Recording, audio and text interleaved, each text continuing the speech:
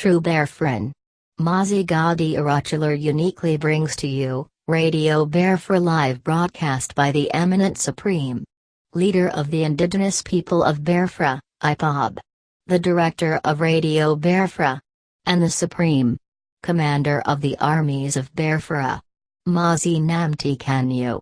The evening broadcast, live, and direct, on the 8th day of July, 2013. Don't forget to like, share and subscribe to our YouTube channel. Browse Biafran restoration websites at www.ipob.org, and radiobiafra.co. Also browse our website at www.biafran.org, to learn more about Biafra history. Visit our YouTube channel more often for the very best of Biafran videos.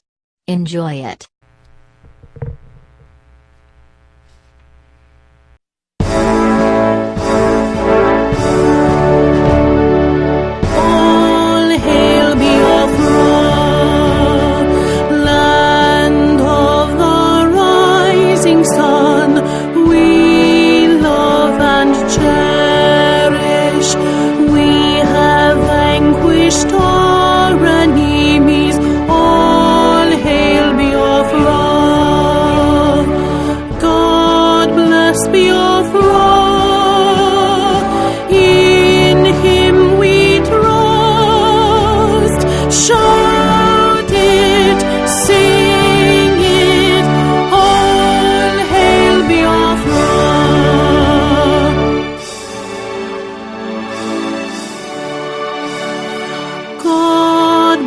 Biafra,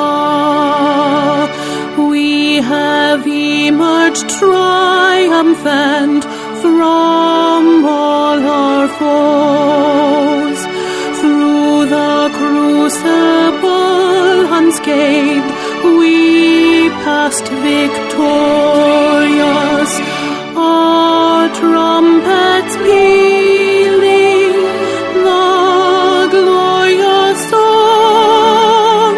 Play it, sing it, all hail Biafra.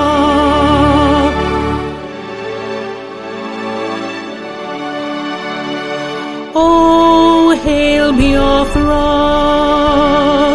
we shall always remember all that perished in the struggle for our freedom. All hail our heroes, our prayers shall be known both day and night. Say them always, all hail Biafra.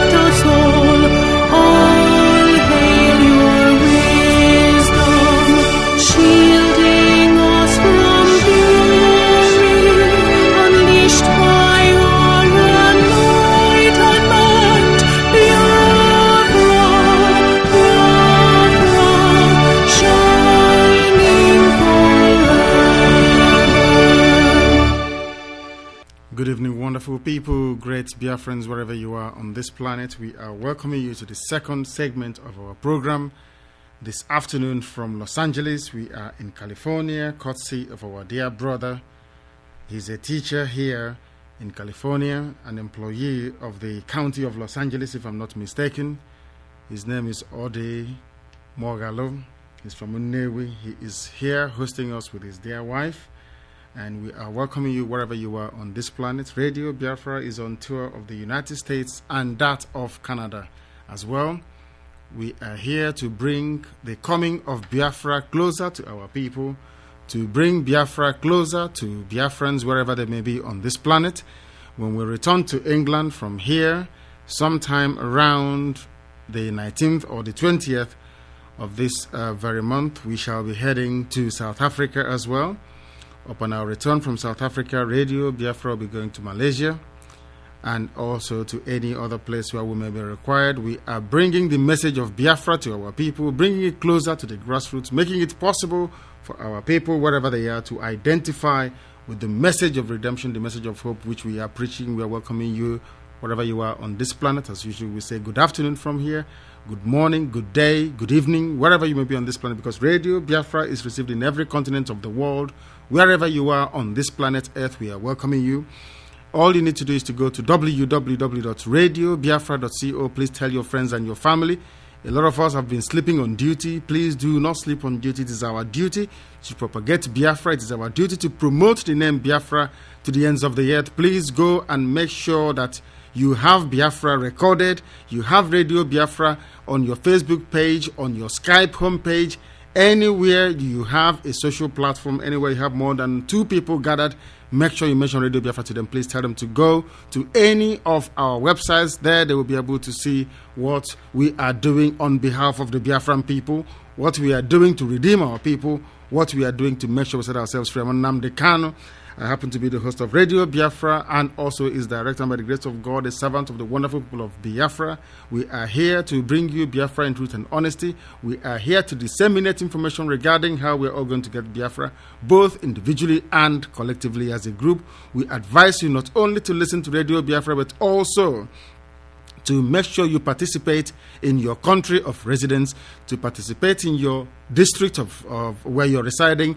Anywhere you find more than 1 or 2 people, believers in Biafra, in truth and honesty, you get together and you form yourself a 10-man, 10-woman consultative committee. That way you affiliate yourself to Radio Biafra, which makes you automatically members of Bilia Human Rights Initiative, because we are in court with Nigeria. We are the people that took Nigeria to court, and we are there with them until we get our freedom. Here you have educated people. Here you have civilized men and women pursuing Biafra in truth and honesty. There is no prevarication. We are not going to delay. We are not going to entertain anything that would derail us. We are not going to retreat. Neither are we going to surrender, because it is either we get Biafra or we die trying to get Biafra. We are welcoming you wherever you are. I'll then go, please, now to our people here in the studio. In our earlier segment, we presented the program with our dear sister, who is the wife of Odi Mogalo. But now we have him and Chidera here with us. I'll first of all start by going to our dear brother, our host here in Los Angeles, California, United States, to please say hello to you before we proceed. Please, Odi, go ahead. Hello, listeners. Hello, Biafrans and well-wishers all over the world. Greetings.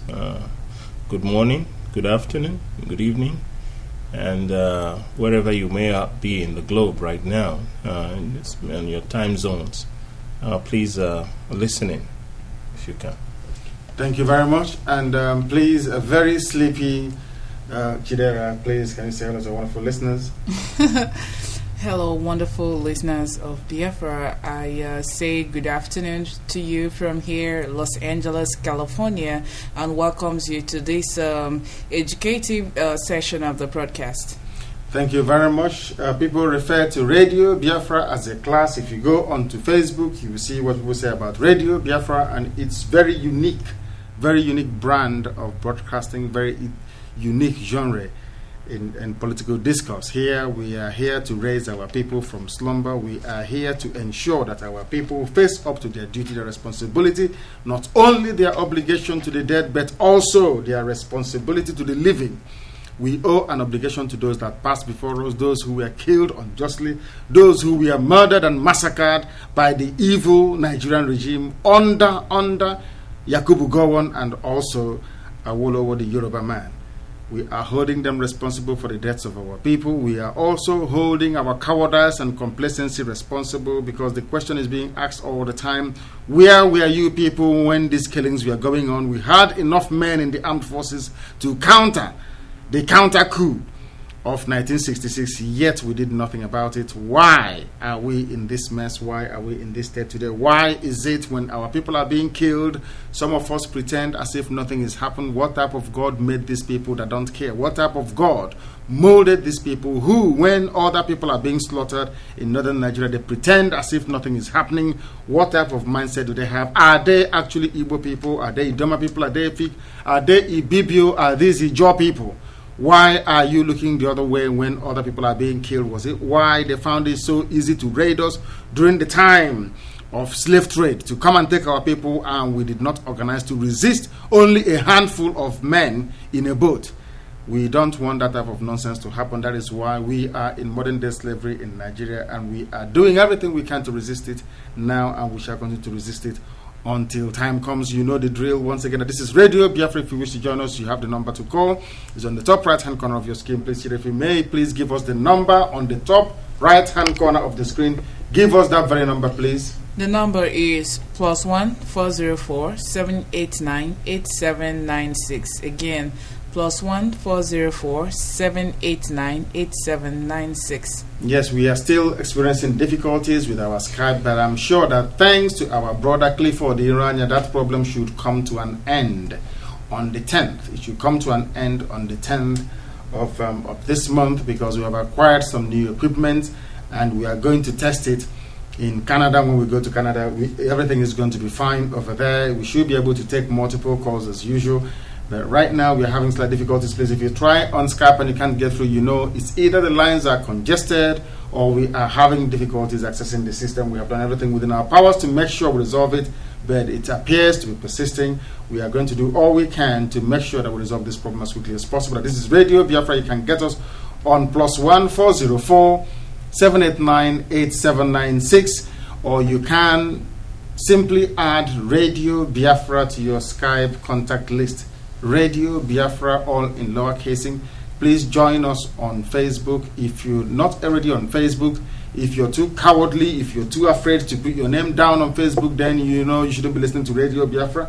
We are not for cowards. Radio Biafra is not for cowards. We are in court with Nigeria at the Federal High Court in Owerri. Radio Biafra has been to Biafra land to broadcast. We have been to Lagos to broadcast from Lagos on 89.2 FM. Why are you afraid if you're living in America? Why are you afraid if you're living in Europe? Why are you a coward? Radio Biafra is not for cowards. We are here for brave people, because those that gave their lives that we may live, those that redeemed our honor as a people in the battlefield between 1967 and 1970, must be turning in their graves to see the children that they gave birth to turn into weasels, turn into cowards, turn into people who, if you come to this earth today, you will think that they're Yoruba people. This is Radio Biafra. Please, wherever you are on the place, we're welcoming you. We'll proceed to bring you our headlines. After that, we'll have a brief analysis and then go into the teaching series. Please, please, please, before we commence today, there is something I wish to read, which our brother showed me, and I did promise myself that we're going to read this out on air. That is going to be our guide, our moral compass, our intellectual drive into understanding what we are saying. This particular quote is not directly attributed to me. It belongs to Gwendolyn Mildo Hall, who is a professor, who incidentally is also a white person. It doesn't belong to Radio Biafra. This is not my views. This is not my summary, not my opinion, not my précis on what is happening in Africa and the creation of African states. This is the view of somebody else. And it is our guide this evening, if you can understand it. It says here categorically that, and I'm quoting from a book that she wrote. It's called Slavery and African Ethnicities in the Americas. It is a book by Gwendolyn Mildo Hall. If you want this book, we'll publish it on Facebook. We'll publish it also on the website. You must be a very avid reader if you want to get Biafra, because you have to be intelligent enough to ward off silly questions. You must be intelligent enough to hold on to your beliefs, hold on to your grounds, so that our enemies will not infest you with their inferior knowledge. This is what this book has to say. It is unclear to me. This is our dear friend here, Gwendolyn Mildo Hall, writing. Gwendolyn is Gwendolyn, Mildo, Midlo, Hall, as in the hall, as in hallway. Gwendolyn Mildo Hall is a professor and is a lady, for that matter. Is that correct? Yeah. She is a lady. From her name, she sounds Welsh. Most Welsh people took us away from where we came from. But let us go and tell you what her perspectives are, what her views are on a preface to this very book where she commented. She says here, and I love this very much, if we have the capacity to absorb what she's saying, it is unclear to me why some scholars of African diaspora, in other words, those of our people who are living in America and in Europe, you and I basically, why we have become so enamored with theories of boundaries and identity formation, that they apply them to all black Africans and use these theories to deny the existence of self-conscious groups among any Africans on either side of the Atlantic. What they are saying, in effect, what this white person is asking us is, why have people, even those who are scholars, people like Professor Ben Wabeze, accepted the boundaries carved up by other people where your own original identity have been subsumed into some type of monstrosity, in our own case called Nigeria? She continued to say that modern nations as we know them did not exist in sub-Saharan Africa throughout the Atlantic slave trade era. What she is telling us that Nigeria never existed. Nigeria is not a country. All the countries you're seeing in Africa are mere artificial creations. She went on to say that it is not. It is only for Africans that complex, varied, unclear, and changing ethnonyms and typonyms, in other words, when you group people together and you call them Nigeria, you call them Ghana, you call them Niger, you call them whatever nonsense that comes to somebody's head, are invoked to avoid studying them as a concrete human group. The reason why the world cannot devote a lot of material time, a lot of research time, a lot of education to the study of Biafran people and who they are is because of the existence of Nigeria. These are not my words, but the words of a white woman who is a professor who wrote a book from which I am reading from today. Neither Europeans nor Native Americans are lumped together as abstractions and made invisible. These are the words of white people. Neither Europeans. What is happening in Africa today, when somebody rises up to defend Nigeria, you tell that person that their brains are not complete. The person is a born fool. You cannot defend the indefensible. Anybody defending Nigeria is demented. Anybody defending Nigeria is not worthy to be called a human being, because it is clearly written here. The same Europeans that created you as a Nigerian, the same Europeans that created you as a Ghanaian or God knows what else, not even Native Americans, not even Native, where we are today is Los Angeles in the Americas, not even Native Americans are lumped together as abstractions. If you don't understand the English language very well, I suggest or I recommend very strongly that you consult your dictionary and look at what abstraction means. It means you don't exist. You are a footnote. You are absolutely irrelevant. That's what they're saying. Neither Europeans nor Native Americans are lumped together as abstractions and made invisible. Nigeria makes you invisible. This I have just quoted directly from a book written by Gwendolyn Milder Hall for us to reason. When I see somebody from Africa say they're a professor, they are learned, I wonder if it is the same school I went to that some of these people went to, because it's either they don't quite understand or grasp the finer points of English language, or there is something fundamentally missing from their brain cells. It is not the same country. This is Radio Biafra. We will now proceed to bring you the headlines and the accompanying news, after which we'll go for our summary and then begin to take your calls. That this is Radio Biafra, wherever you are on this planet. We are welcoming you. This is the second installment of our evening program dedicated to those of them who work from week to week, who work from Saturday to Saturday, who never actually go home. We are asking them to call in today to give us their perspective and their views on Biafra, because we are not relenting. If they come out, if they don't, we are going to get Biafra regardless. But we are here to remind them of their duty to the living and their obligation to the dead, that we must honor our heritage, honor where we come from, and set ourselves free from the bondage called Nigeria. Chidera, please, if you may, kindly bring us the headlines and the accompanying summary, please. We'll be very grateful. Go ahead, please. We are reporting again that Abia government has given Imo government an ultimatum. Also, governors from Southeast and South-South pledge support for Jonathan, and Professor Nwabueze demands a national conference. The news in detail. The crisis brewing between Abia and Imo state governments over the ejection of Abia Transport Company from its park in Owerri deepened this weekend, with the former with the former giving the later till tomorrow to secure a new loading bay for its transport company. Abia State government threatened to also eject Imo Transport Company from the state if its Imo counterpart failed to accede to its appeal by today.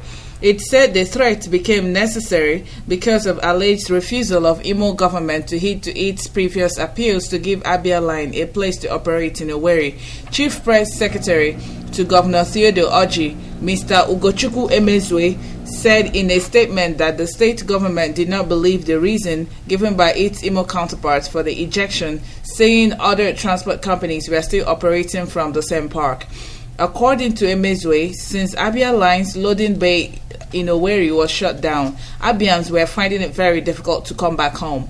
He said all efforts by Abia Lines to get another loading bay in the Imo State capital had allegedly been frustrated by the state government officials. Interestingly, Peace Mass Transit, which also operates within the same neighborhood with Abia Lines, is yet to be ejected, as Imo government is claiming that the ejection order was based on its plan to reclaim the master plan of the capital city of Owerri. According to Emezue, if by Tuesday Abia Line is not returned to its loading bay, Abia State government will also begin the restoration of the master plan of Aba and Omahe, which will affect Imo Transport Company loading bays in the affected areas.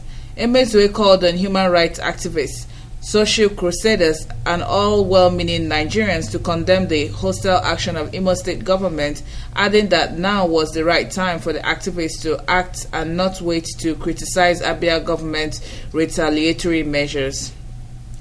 Governors of the Southeast and South-South states yesterday met in Enugu with a pledge to continue to support President Goodluck Jonathan, saying he has done well through his transformation agenda. However, 3 governors, including Rivers State Governor Rotimi Amechi, Adams Oshomole of Edo State, and Rocha Sokorocha of Imo State, were conspicuously absent. The governors kept mum on their absentee colleagues. It is not clear if their absence was a boycott of the meeting or lack of adequate communication. Governor Peter Obi, chairman of the Southeast Governors Forum, who briefed newsmen, declined to take questions. Hence, no explanation was given regarding the absence of their 3 colleagues. Present at the meeting were governors of Abia, Anambra, Ebonyi, Enugu, Akwa Ibom, Bayelsa, Delta, and Cross River. Obi, who read the resolution of the meeting, which lasted about 4 hours, said the governors commended President Jonathan for the various programs he had embarked upon, as shown in the midterm report. He said the report clearly shows that the transformation agenda is on course, and we pledge to continue to support him.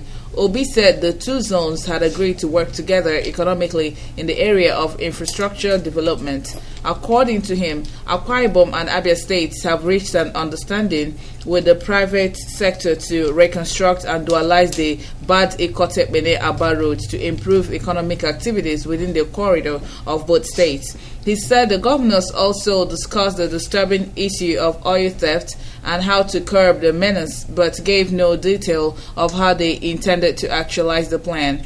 Besides, the Anambra governor said the issue of ethnic harmony between the 2 zones and how to promote it was duly discussed. Elder statesman and chairman of the Patriots, Professor Ben Nwabweze, SAN, has described as gratuitous comments attributed to leader of the South-South Assembly, Chief Edwin Clark, over his advice to President Goodluck Jonathan. He referred to Clark as a person camouflaging political ideas and ambition with intellectualism and as an unpatriotic saboteur of the democratic process. The legal icon said there was nothing unpatriotic or undemocratic in his advice to President Jonathan not to contest the 2015 elections and to focus attention on the nobler task of leading Nigeria out of danger. He said, "I only advise that the president, in exercising his God-given will and democratic constitutional right, should not seek re-election in 2015 to enable him pursue the nobler project of leading Nigeria as one united people out of the present quagmire in which it finds itself. There is nothing unconstitutional about the advice. as it leaves the president entirely free to decide for himself. My advice was given in all sincerity as what I would do if I were in the president's position. But of course, as I said in the statement in which I gave the advice, he shall never be me, and nor will I ever be him.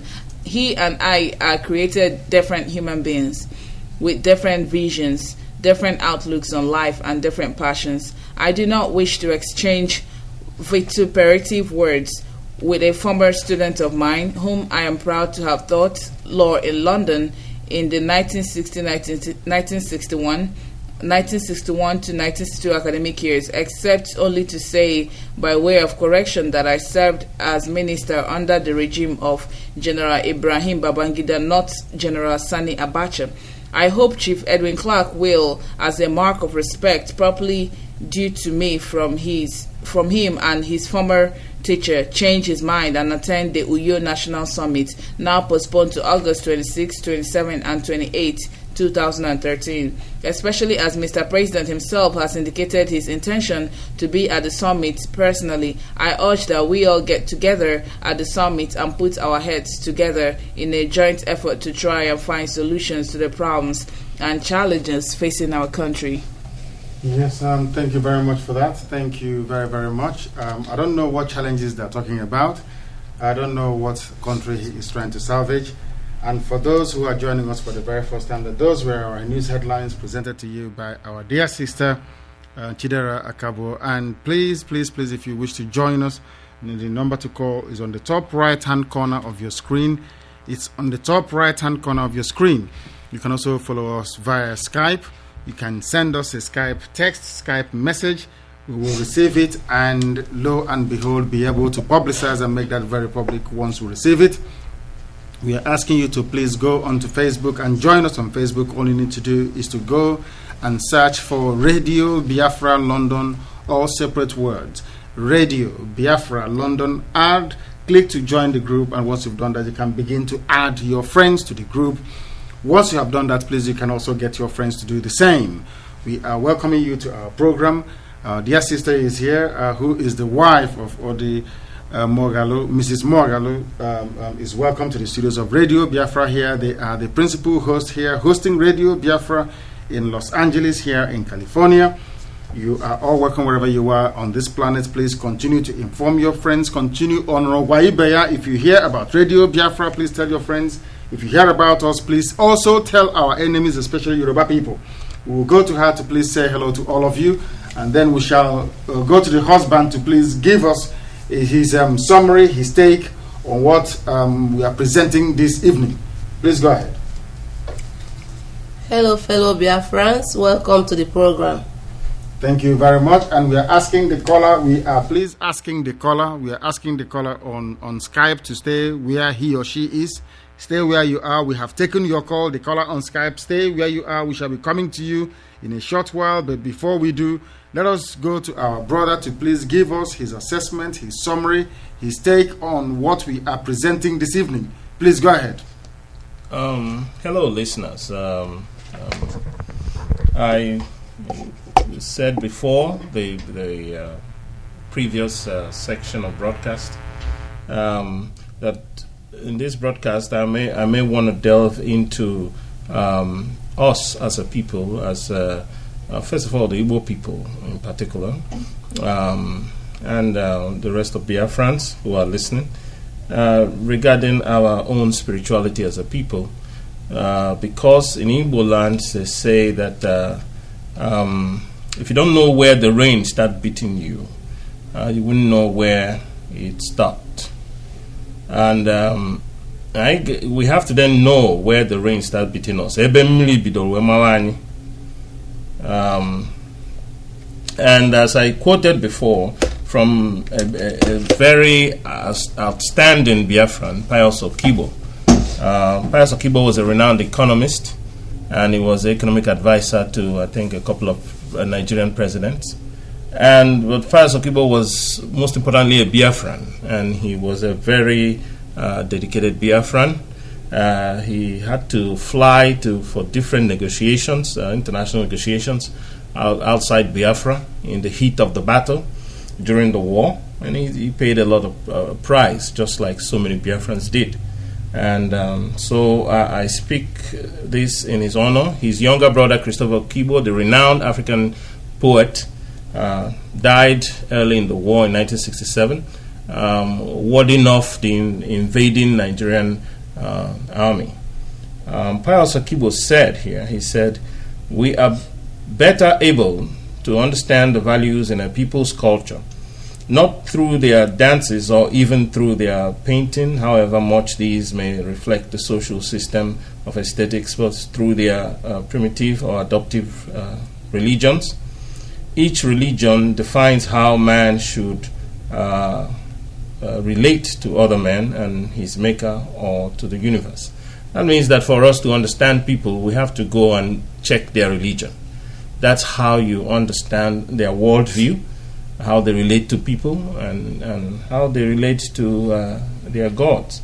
It's very difficult then for us to extricate religion from culture. Culture seems to be the way of life of any people, but religion is right at the center of it.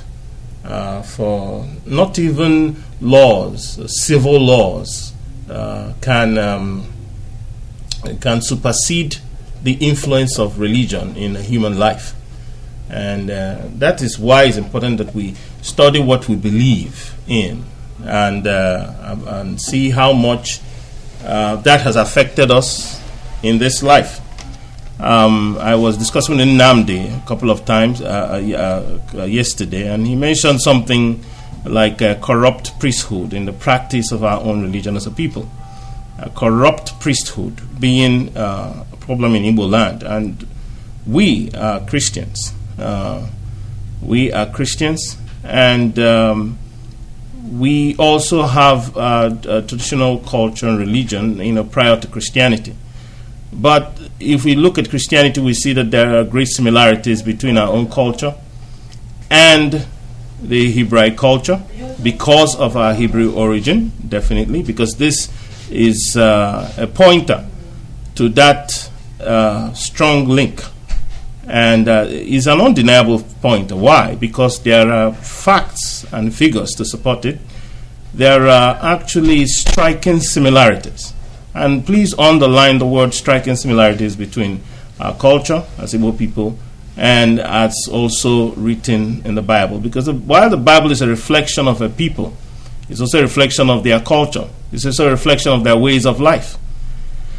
And because when the Bible came to us, the first mission built in Igbo land was in 1857, first in Abo on the southern part of the Naija, and also then in Onitsha.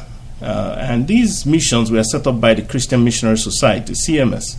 And they were headquartered in London. And from London, they had a base in Sierra Leone, which was much closer in West Africa.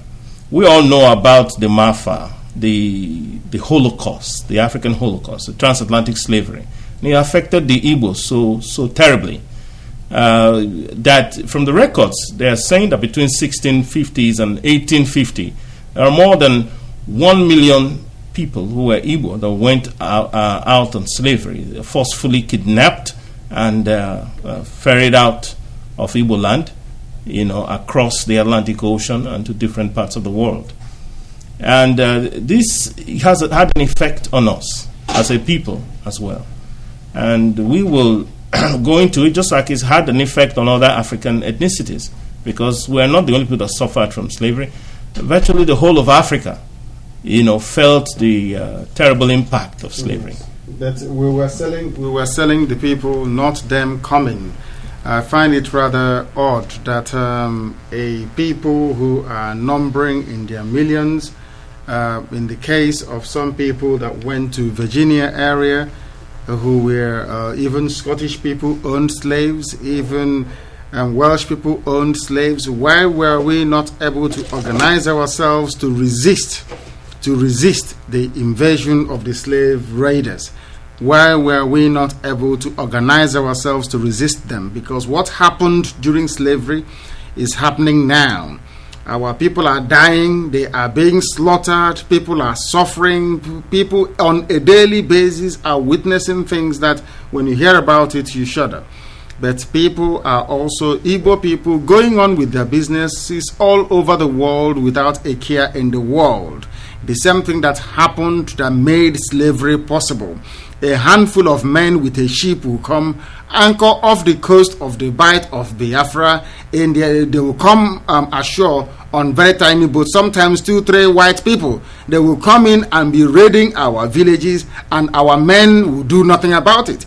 People said, oh, it's not affecting my village, why do I need to bother? The same thing that is happening in the north today. These analogies are being drawn to remind our people of our hopelessness in the face of an utter demise of a race, our hopelessness in the face of humiliation, our stupidity and ignorance. When our lives are in danger, our way of life is being wiped away, we are being cleansed from history, and yet we learn nothing from it. We are today reporting that Ben Nwabeze, who is a professor, he claims he's a professor, does not understand what other professors are saying. And as our dear brother said, we have lost our moral compass as a people. We are basking in stupidity and ignorance without knowing anything about it. We are dying, and yet we think we are alive. If we are alive, how come somebody who drives a cattle is your ruler? How come somebody in the north can give you Rochas Okorocha and you, as your governor, you accept? They give you Ojus Okalo and you take.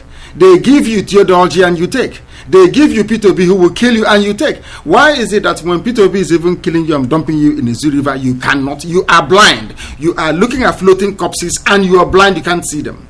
You cannot connect the horrors of a Zoo River to your own personal experience as a human being, having thought that as any right-thinking person would, that who knows, that could have been me, which is the basis of civilization, the basis of human advancement. And I will go back to remind Professor Nwabeze of what this dear lady said.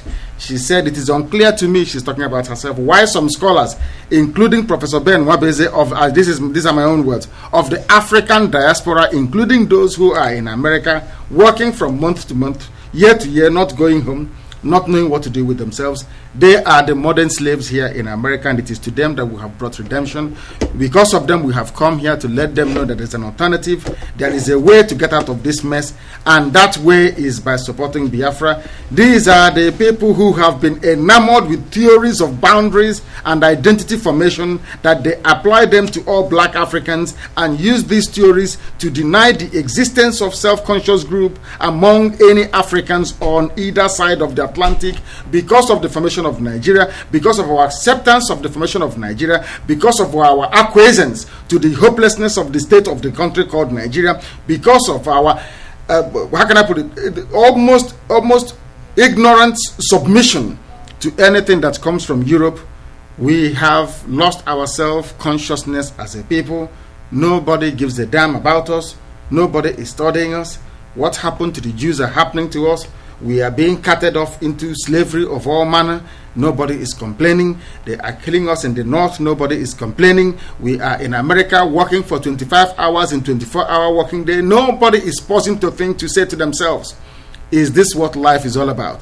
The people that you are in their country, is that how they are behaving? Is that how they are working? What did the Americans do to free America from the bondage of monarchical rule from Britain? What are you going to do yourself as a human being to free yourself from this modern day slavery?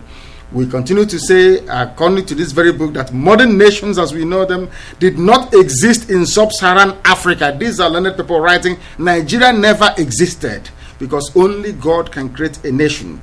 But they did not exist in Europe or the Americas either. The modern nonsense you have happening in Africa did not happen in Europe, has never happened in Europe, and can never happen in Europe, because their men and women are sensible. They are not Africans who are incapable of reasoning for themselves. Sometimes we get a bit apologetic about this. Oh, please don't say. Oh, please don't say. We are the masters of our own misfortune. We are solely responsible for the mess befalling us. To blame only 5 million people for what is happening to over 50 million people is abominable, and it's unacceptable to us here at Radio Biafra. We call a spade and not a shovel. Here we tell ourselves the truth that we may be able to correct it. If you're joining us for the first time, if you're joining us again, we welcome you to this program. You know the number to call. The lines are open, and you may call us if you wish to do so. We are making this program today an educational one. We are presenting it to make it possible for our people to understand where we are coming from, so we can know where we are going. We want to know, establish today where the rain started falling, so we'll know where to avoid it in the future. Please, where's our Sheway? Yes, please go ahead. Yes, you mentioned a couple of things about, we mentioned Prophet Mwabeze and the boundaries as a people, and, the fact that our identity is subsumed under the colonial identity, artificial identity, something that is not natural. The natural identity is also as ethnic nations. The real nations are the ethnic nations. They were formed naturally. The artificial nations of colonial nations created by foreigners who did not know the people who were living there very well, simply because they overran their geographical enclave and imposed their own government upon them and their own ways of life upon them. That is what we are under, and that is affecting us adversely. And like I said before, that since Europe has had 32 nations in 1990, created new nations, there is no reason why such a thing, such a privilege, or such a right, not even a privilege, a right should not be extended to Africans themselves, extension of Africans. It's important that we Africans know that, advocate for it, and speak up for that, because if we don't speak up for that, nobody will speak up for us. And this is what I'm saying, that also is, prior to that was a slavery happened to us. We have to allow them. Let's take this call. This is Radio Biafra. Please give us your name and where you are, please. This is Radio Biafra, and turn your system off. I am listening to my voice. I don't like it. The right should not be extended to. They are not listening. They, as usual, they are not listening. For them, I don't know what is wrong with them. If you call Radio Biafra on Skype, you turn your system off. I don't know why our people cannot hear or understand. We've said this thing in English and in Igbo as well. Why can't you understand? You turn it off when you call Radio Biafra. Please go ahead. Yes. Yes, continue from where you were before. As I was saying, that colonial delineation was possible because of slavery as well. That was the legacy of slavery was colonization. The legacy of colonization was neo-colonization. And we are seeing that slavery took place and people were targeted specifically to go to different parts of the world, to be taken to different parts of the world. Yes, it is the fault of the people who have who came and kidnapped Africans, but it's also our own fault as well. There are certain things we did. And like I said, part of one of the reasons why that befell us was also could be traced to our own spirituality. As Christians, we believe that, and as Igbo people, and as Biafrans, we believe that actions have consequences spiritually. I'm sure all of us believe that you just don't go and commit evil, and get away with it. We don't just do good and there is no reward for it. That belief is so essential to who we are as a people. It's so essential. If we don't believe in that, then there is no reason to worry about Nigeria. Nigeria can just go on, doing what it wants to do, running everybody roughshod, spilling blood, and like I said, Nigeria has spilled so much blood in its existence, 52 years of its existence, that it is so guilty that it's sentenced to death as a nation. And it will not survive. We all know that now, and everybody else is saying that. Some people who know that but cannot speak boldly about it are clamoring for sovereign national conference. And we've seen Professor Mwabeze do that several times. But what is it in sovereign national conference to be talked about? Is it not about... Did you say he's a professor? Are you sure he's a professor? Does he know what professorship is and what it means? These men are not educated men. They may have certificate professor. If you are an engineer, you cannot engineer anything. You are a waste of space. The engineer you're being called means nothing. If you are a doctor who cannot heal, you are nothing. If you claim you're a professor and you cannot understand in your infinite wisdom that Nigeria as an enclave, Nigeria as a geopolitical entity is not only a contraption but is an impediment to tangible human development, then there is something wrong with you. That is why I don't regard these people as anybody. That is why I don't regard them as intelligent people, and I can never ever regard them as intelligent people. If you are joining us for the very first time, that this is Radio Biafra. We are coming to you today from Los Angeles here in California. Please, wherever you are, if you wish to call us, our number is on the top right-hand corner of your screen. You can also join us via Skype by adding Radio Biafra to your Skype contact list. Add Radio Biafra to your Skype contact list. We are welcoming you from wherever you are on this planet. I hope everything is okay, is it? Wonderful, please. Yeah, everything. Yeah, go ahead. Yeah, so thank you, Nnamdi, for what you just said. It's good to remind those. Repetitions of some of these things, I believe, is for people who are just listening in. You know, some people are just listening for the first time, Radio Biafra. So it's good to repeat certain principles of what Biafran people believe in so that they can hear it and they can know about it. So as I'm saying, slavery affected us so profoundly as Africans, and it affected Biafrans as well. And people are taken from the bite of Biafra. That was what it was called then, you know, and bite of Biafra and taken to slaves were taken from bite of Biafra. That is what the white, you see, it is rather very ironic. The same white people came and said, your name is now Nigeria. They took, when they were coming to take the slaves, when they were giving them the maps of where to go and capture free men, to go and capture people and bring to the Americas, to take to the Caribbeans and to take to Europe. They called it Bite of Biafra. That is the map they were given. It is called Bite of Biafra. They ignored that name, Biafra. They came and incorporated Biafra as part of Nigeria, and they're now telling you that it is a crime. You have grown-up men and women in the U.S. When you mention Biafra, they're hiding under their beds, even in the United States of America. And when you say to somebody, please call Radio Biafra Studio, they will tell you, no, we don't want to call them because the Nigerian police will seize Nigerian spirit to come and seize our phone or do something to it. When Biafra was the map that was given to raiders to come and take us into captivity. Biafra existed before Nigeria ever did. And for those who say, oh, Biafra is a Portuguese name, is a Portuguese name, or whatever name that they claim to call it, oh, where did the word Biafra come from? Why was it that there was no Nigeria then? How come there was no bite of Biafra, of Nigeria, or bite of any other place apart from Biafra? People had the names of the indigenous people that they met wherever they went to.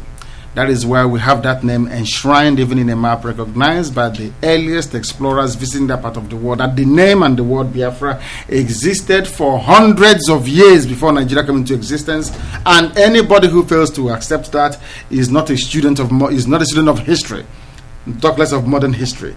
That goes to show that they are not enlightened, they are not educated. Anybody who supports Nigeria has something missing.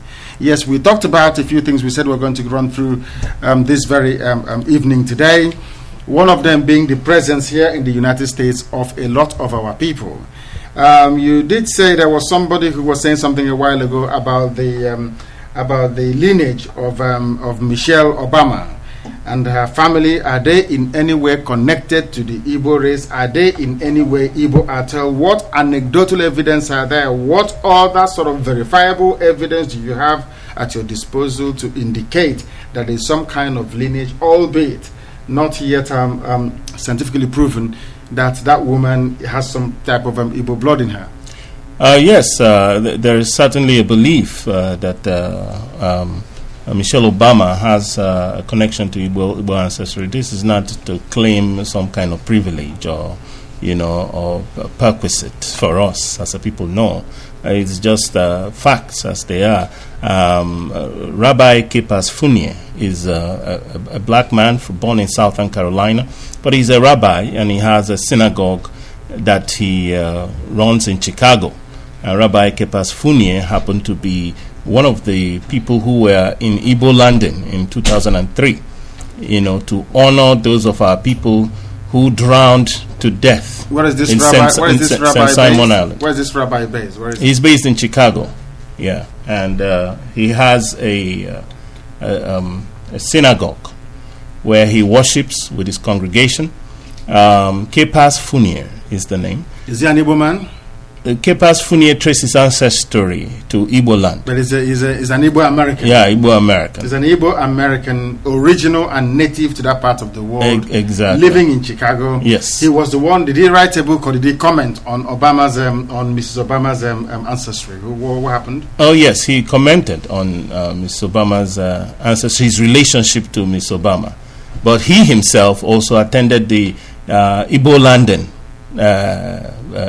meeting or conference, where people gathered to honor in St. Samuel Land off the coast of Georgia. That's correct. Where Igbo slaves drowned to death in, I think, around early 1800s. Correct, I think at the time of Thomas Jefferson's presidency. Yes. When they came to the United States and they saw what was going to become of them, and they said rather than be slaves, that they will march and die. They said they were going back.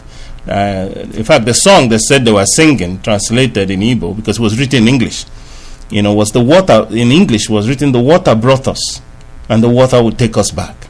Yes. And it was translated to Igbo as Orimilikai Jibia, Orimilikai Gesowena. Yes. And they were singing this and chanting this, and then walked into the ocean and died.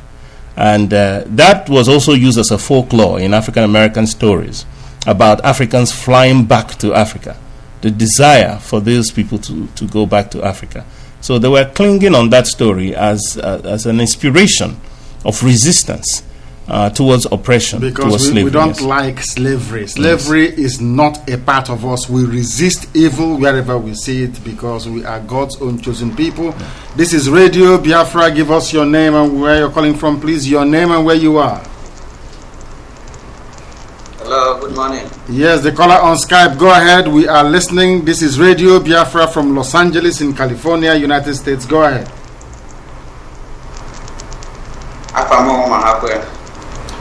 Mahakwe Claudia had the hand camera. Mahakwe Waha, Wahan like Waha go on.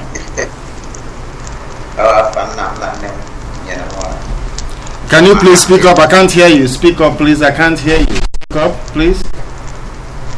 I say my name is Mahakwe from Igbo State. You are. This is Radio Biafra. We are not here for childish play. This is Radio Biafra. If you cannot give us your name, you cannot speak to us. Thank you very much for calling all the same. Please go ahead. Yes, as I was saying, hopefully that brother will be able to come on so we can hear him. He said his name is Mahakwe. We don't entertain such rubbish on Radio Biafra. We don't take people who are not serious. Our people are dying. We are very serious about getting Biafra. We are not here to waste our time with people who are not serious. Please go ahead. Okay, so Nnamdi, I beg for your patience towards them. If you come in and say what your name is, we can tolerate you. You cannot come and then cheapen a program of this magnitude by conjuring up a useless name and saying your name is Mahakwe. What sort of rubbish is that? If they are not serious, it is not an abbreviation, not at all. Okay. I asked him to give me his name and his surname. He said it's Mahakwe, the name, his mother and father. What type of nonsense is that? Please go ahead. Maybe we'll find out later. Yeah, okay. So like I was saying, Professor Kepas Funier, he was there at Igbo London, to honor the dead brothers, and because he is Igbo American, he was born in Southern Carolina, and he's related to Michelle Obama, who's the First Lady of the United States, and this was written also in New York Times, after Obama was first inaugurated. They wrote about, I think the title was Obama's Rabbi, and they mentioned also his ancestry and his connections of the family, which is multicultural and multilingual, to different peoples in Africa and to Europe as well, and to Indonesia, and that was it about him. So, and he is one of the people who is also talking about issues relating to our own origin as a people, as Igbo people. I remember that Reverend George Thomas Baston came to Igbo land around 1900, and he was sent by the Christian Missionary Society to come and evangelize in Igbo land, to bring the knowledge of the Lord Jesus Christ to our people. And he came and he sojourned in Igbo land for over I think, 25 years. And this is an Englishman, and he set out from Liverpool and came to Igbo land around 1900.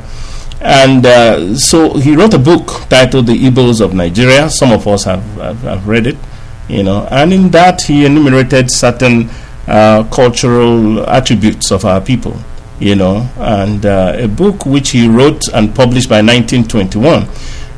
It's quite significant in that it opened. It's able to have some important recordings regarding our people's culture. Hold on to that. Let's take this call, please. This is Radio Biafra. Hello? Give us your name, your full name, your name, and your father's name, and where you're calling from, please. Your name, your father's name, and where you're calling from. My name is Paul. Hello, my name is Paul. I'm calling from Ghana. Paul, what is your surname? I'm calling from Paul Obinna from Ghana. Go ahead. The world is listening. Go ahead.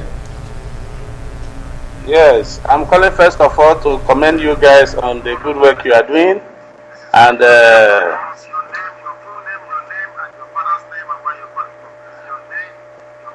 please, can you talk to us? You are listening to the playback on your radio, which is echoing. Can you talk to us, please, and not the radio? Speak to us via Skype, please.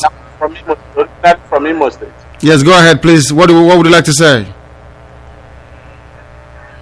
Okay, what I want to say is that, like I said earlier, I want to commend you guys for what you are doing, but I have some concerns which I want you to address. Go ahead. And first of all,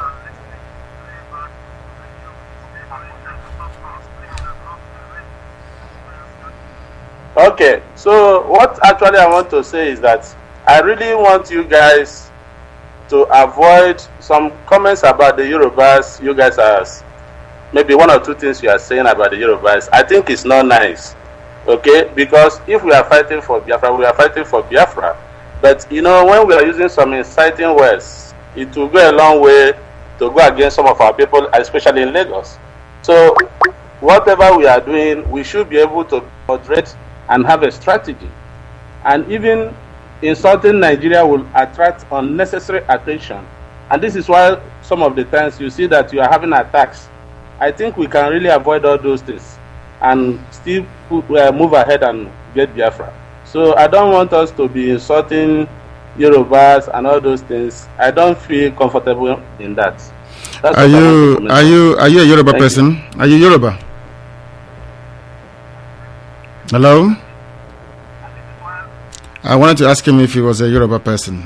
But the Yorubas felt comfortable killing us in our millions, killed over 2 million people, which Awolowo himself personally masterminded.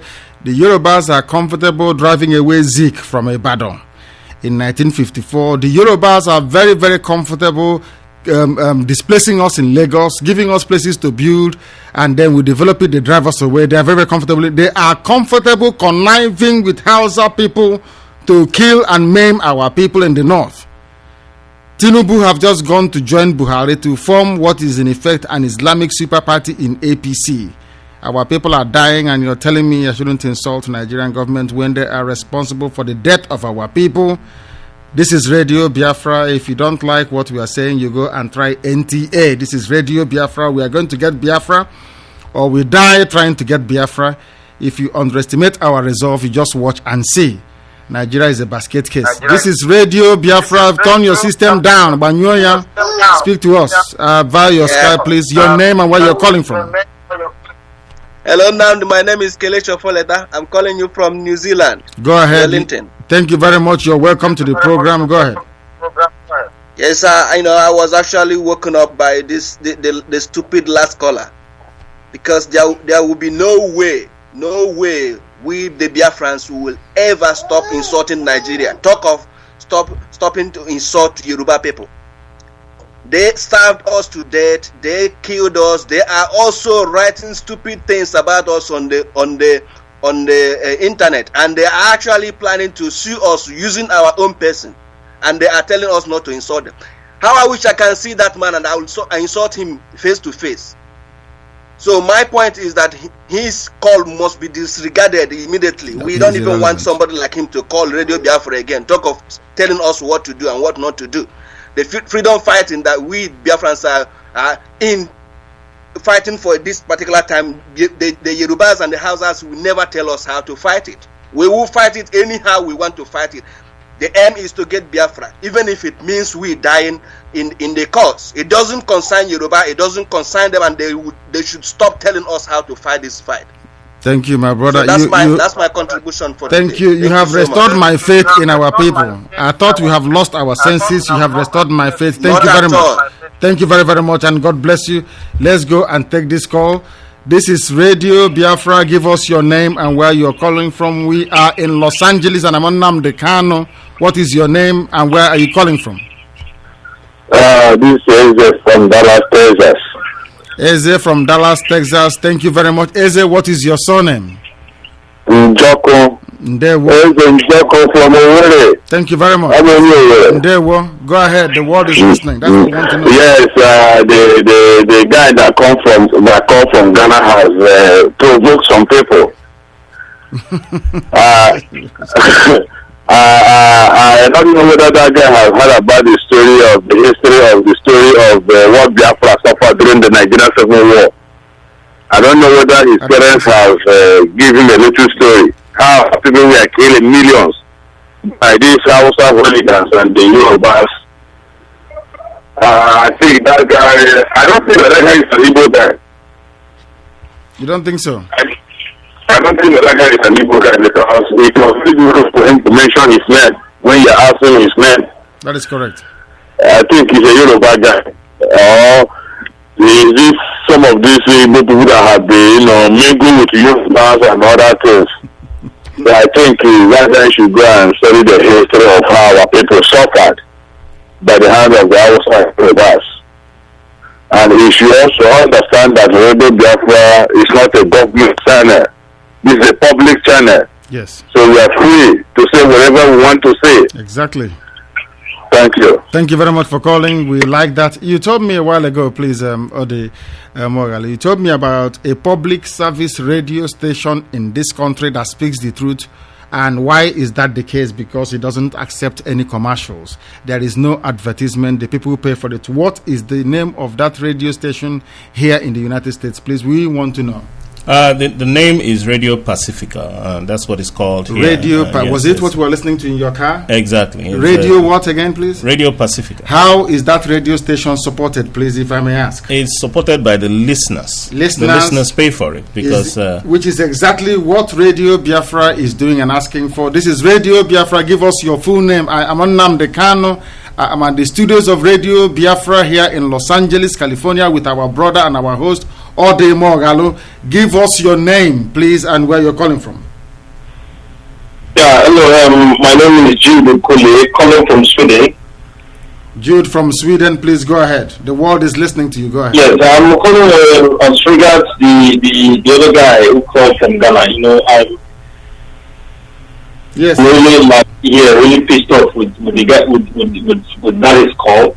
And I'm just wishing I just had him right here before me right now, or attack him and really devour him seriously.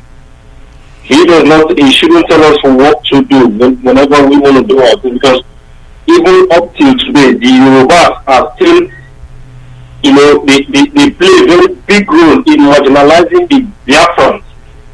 Those Igbo people that live in Lagos, they live with a mindset and full mentality slave. That is why you see some of the Igbos there. They also behave like these Yoruba people. If he's unable to absorb just a mere abuse, like he said, he should go and hug a transformer. Nobody gives a damn. Exactly. So if he's listening to me now, he has no goddamn right to call and vomit nonsense. If he's not comfortable with that, then he should opt out of the channel. He does not belong here. Yes. Thank you very much. I couldn't agree more with you. Thank you very, very much. This is to show that our people are listening. Thank you. Our people are listening silently, waiting for some morons to come up, and then they will put in their place. To ask me not to insult Nigeria is an insult on its own. To ask me not to hold Yoruba people to account, the criminal Yoruba people, including their pastors, to account, is to insult the memory of the people that died in the Biafran war with Nigeria, of attrition, presided over by the only man to hold the only civilian to hold a position in a military government. The only man to do that, his name is Obafemi Awolowo. He's a coward, he's a criminal, he is a war criminal living in his grave. And he is also in hell, rotting away. Go ahead, please. Yeah, and if I may say something about that, the issue of the war, usually you have some Yorubas who write and say that the Igbos attacked them in Ore, and that why should they attack them, and that is why Awolowo decided to side with Nigeria. But you go and check the dates of this event, you see that Awolowo had already joined the Nigerian government as the finance minister and deputy to go on. Before the war, Nigeria had also attacked Biafra before that. Exactly. Let's take this call. This is Radio Biafra. Can you hear me? Yes. Yeah, please give us your name and where you're calling from, please. This is Radio Biafra from Los Angeles. I am here in the presence of our brother and host here. His name is Ode Morgal and MAZI NNAMDI KANU. Give us your full name and where you're calling from, please. Yes, I'm BIAFRA calling from Cleveland, Ohio. Yes, go ahead, please. Go ahead. Yes, I just want to make comments concerning the guy that called from Ghana saying we shouldn't insult the Yoruba or insult Nigeria. I think this guy is an Igbo person. I don't know if you recall, there was a time I called you and I called the studios and I told you that the longer we stay in Nigeria, the more the Igbo people will start acting like Yorubas. This is the resounding effect of it. People living in Lagos.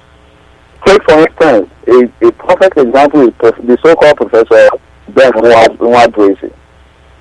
This is the type of mindset we have now. We're starting to imbibe, especially those living in Lagos and in Kano.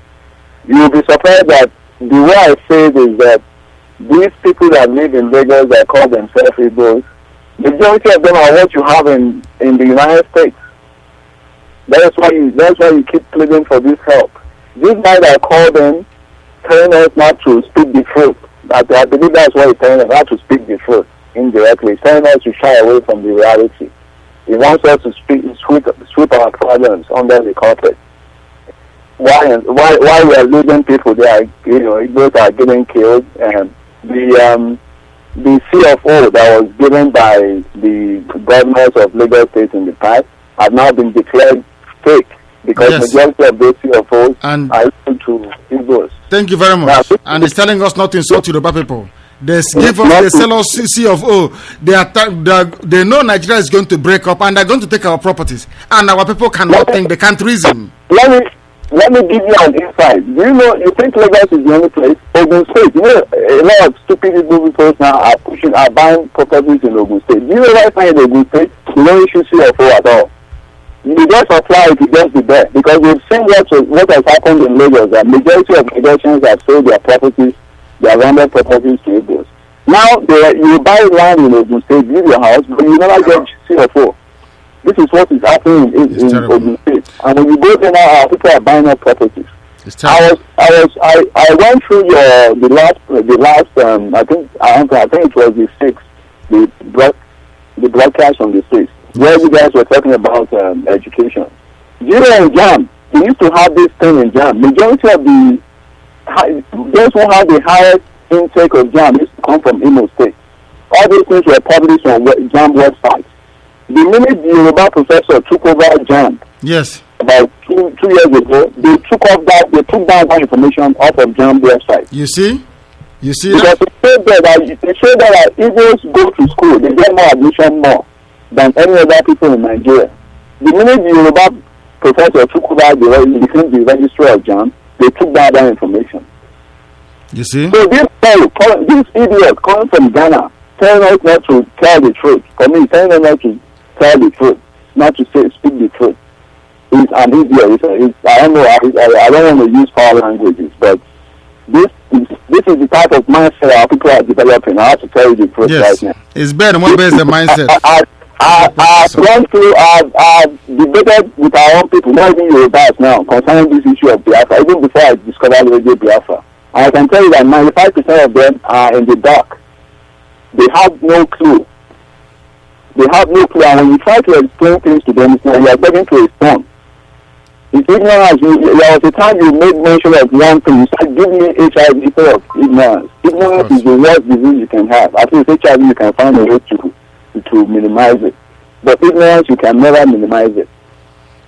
The way people around this today, I think we now have to get rid of some idiots. You know what I mean? This is Professor Ben Wise, Professor Ben, the so-called Professor Ben Wise, in what place wherever his name is a classic example. Much as a culture and the so-called governor, in Abia State. This is what they're doing, fooling themselves, fighting over transport companies. It's terrible. Making a mockery of themselves. So when you go through the headlines, the type of things that is coming out of Igbo land, trust me, you start to be ashamed of yourself. Even I always say the word Igbo, I just use the word Biafra. I think it's much better now. It's more dignified. The word Igbo is a cursed word. Go and ask yourself what we have achieved using the word Igbo before. I ask people a very simple question. I say name. I don't say name 2 things or 3 things. Tell me what you achieved under the banner of Igbo, IGBO. One thing. It is nothing. You have our men prostituting themselves in the north, behaving like fools, like imbeciles under Igbo. You see them with red cap all over the place. For 9 days, they're still quarreling over who is going to bring out the knife. What he said, some nonsense. Calling yourself an Igbo person is sometimes a curse on his own as well, because I have not seen anything they have accomplished. There are Igbo groups in the United States. They are running from Radio Biafra because they cannot stand the truth. And the reason why they're running is because they have Igbo to their name. Thank you very much for calling. Hold on, Director. Before I leave, please. Do you know this same thing you just said now? People running around using the word Igbo in the United States. I was in Atlanta last year when they were having this Ojuku brother. If you see all of them, you think they are Biafrans singing the national anthem. They are not Biafrans. I was surprised when you were in Atlanta. None of them showed up. They ran away. They are not Biafrans. They came for Ojuku's burial to see maybe if Bianca will turn up, having been appointed as the ambassador to Spain to give them job or contract. They didn't come there to honor Ojukwu or Biafra. It's to have their names on a brochure. Our people are conscientious contractors. They contract their conscience out. They cannot do anything. That is why when they see what we are doing in Radio Biafra, they cannot believe that people can do such a thing. That you can bring out yourself, bring out your resources, sacrifice everything you hold very dear in order to pursue the restoration of the honor of your people. They cannot understand. An average Igbo mind cannot comprehend it. These are the people that were there when slave raiders came and took away men, women, and children into slavery into here in America. They did nothing. Their ancestors did nothing. An entire village. These imbeciles, these cowards, all over the place. This is Radio Biafra. We speak the truth. If you don't like it, you change. Because we are going to get Biafra, and we say one thing to them. Everybody who is laughing, everybody who is sneering, I want them to laugh more. Because all it does is to spur the editorial board of Radio Biafra on to achieve what we are looking for. Because we are going to get Biafra. Nothing can stop it. Go and mark it. Date. When we speak, you write it down somewhere on a piece of paper and you write the date when we told you that Biafra is coming. Thank you very much, my brother, and God bless you. Thank you, and God bless you. Thank you. This is Radio Biafra. Give us your name, the caller on Skype, your name and where you're calling from, please. Your name and where you are. Hello? Are you hearing me? Very well, loud and clear. Give us your name and where you are, please. This is Radio Biafra. This is Radio Biafra. Can you hear me? Can you hear me? I don't think they can. I do not think they can. Let us go to this one, please. Give us your name, the caller on the phone, your name and where you are. This is Radio Biafra. Yeah, good morning. My name is Stanley Okpara. I'm calling from Belgium. Stanley Okpara from Belgium, please go ahead. Nandi, I want to thank you for a wonderful job you are doing. And also, I want to comment about the guy that comes from Ghana. He's telling us that Radio Biafra should not insult Nigeria. Now he's in Ghana enjoying a retreat and enjoying good water on him. let him go to that his country called Nigeria. If he can see electric or even they will kidnap him. So he should not call Radio Biafra and start saying we should not insult Nigeria or we should not insult Yoruba.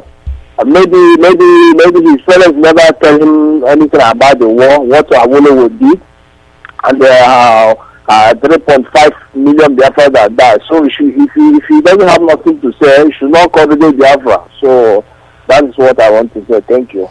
Thank you very much. Thank you very much. Yeah, these things that are being said about the West relationship of us as a people and Yoruba people, it's very important. I believe that our people understand that blood is thicker than water. When they try to coax you because you're living in Lagos, to now begin to bend your principles, and please refuse to bend your principles. Say the truth. Anybody who cannot stand the truth, including you yourself, is simply on the side of the devil. It's not for Biafra now. Yeah, this idea of history wasn't taught in Nigeria.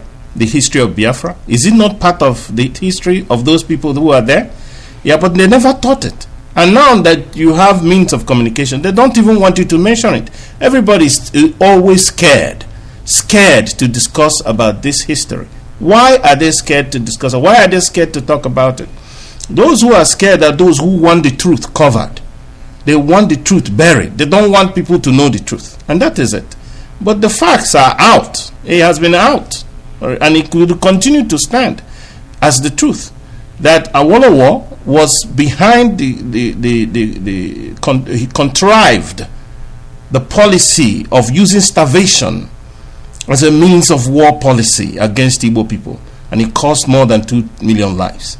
And we know that, and he's very guilty of it. He's a genocidist, and so are those people who support him. They are evil people. Yes. Anybody who will support a genocidist or stand up for him, look, that person is evil.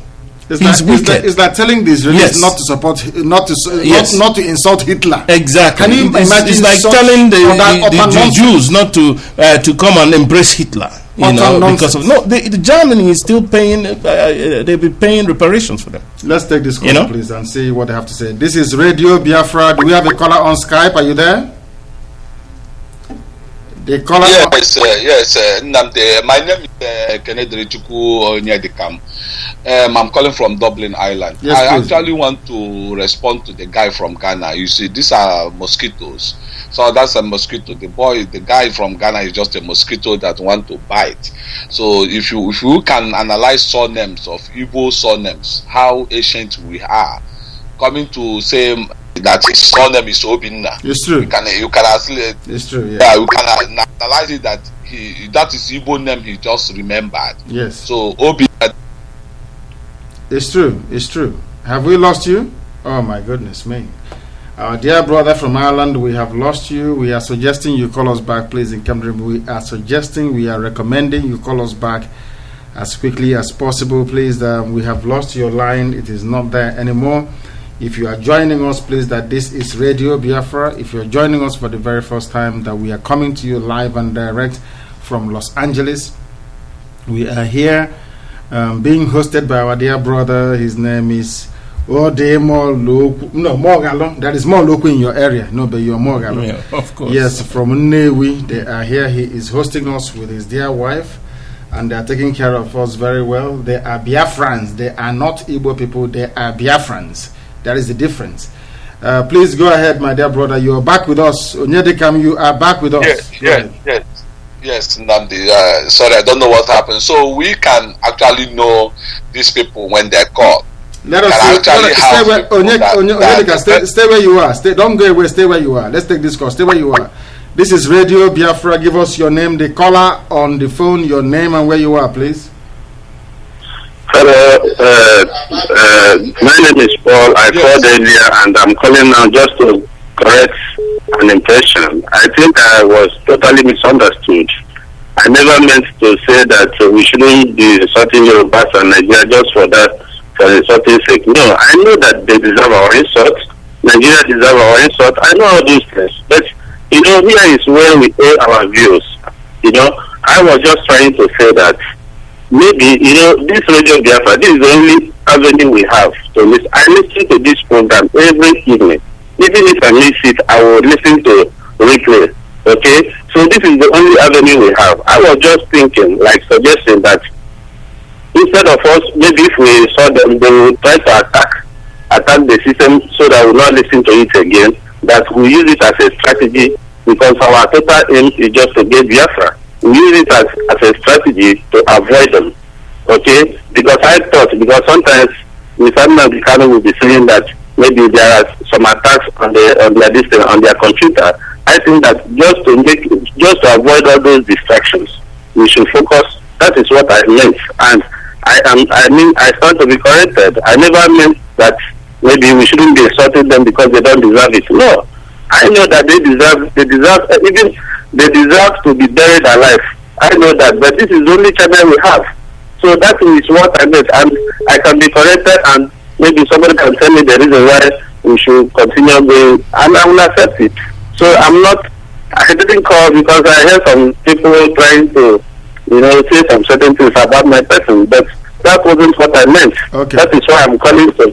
Because even in Ghana here, I am organizing some Igbos based on this particular disease. I am synthesizing people, giving people, telling people about Radio Biafra. So that was just my personal opinion. Okay, it was just a personal opinion, and I can be corrected. Yes. First of all, I thank you for calling back, because it's very brave of you to call back.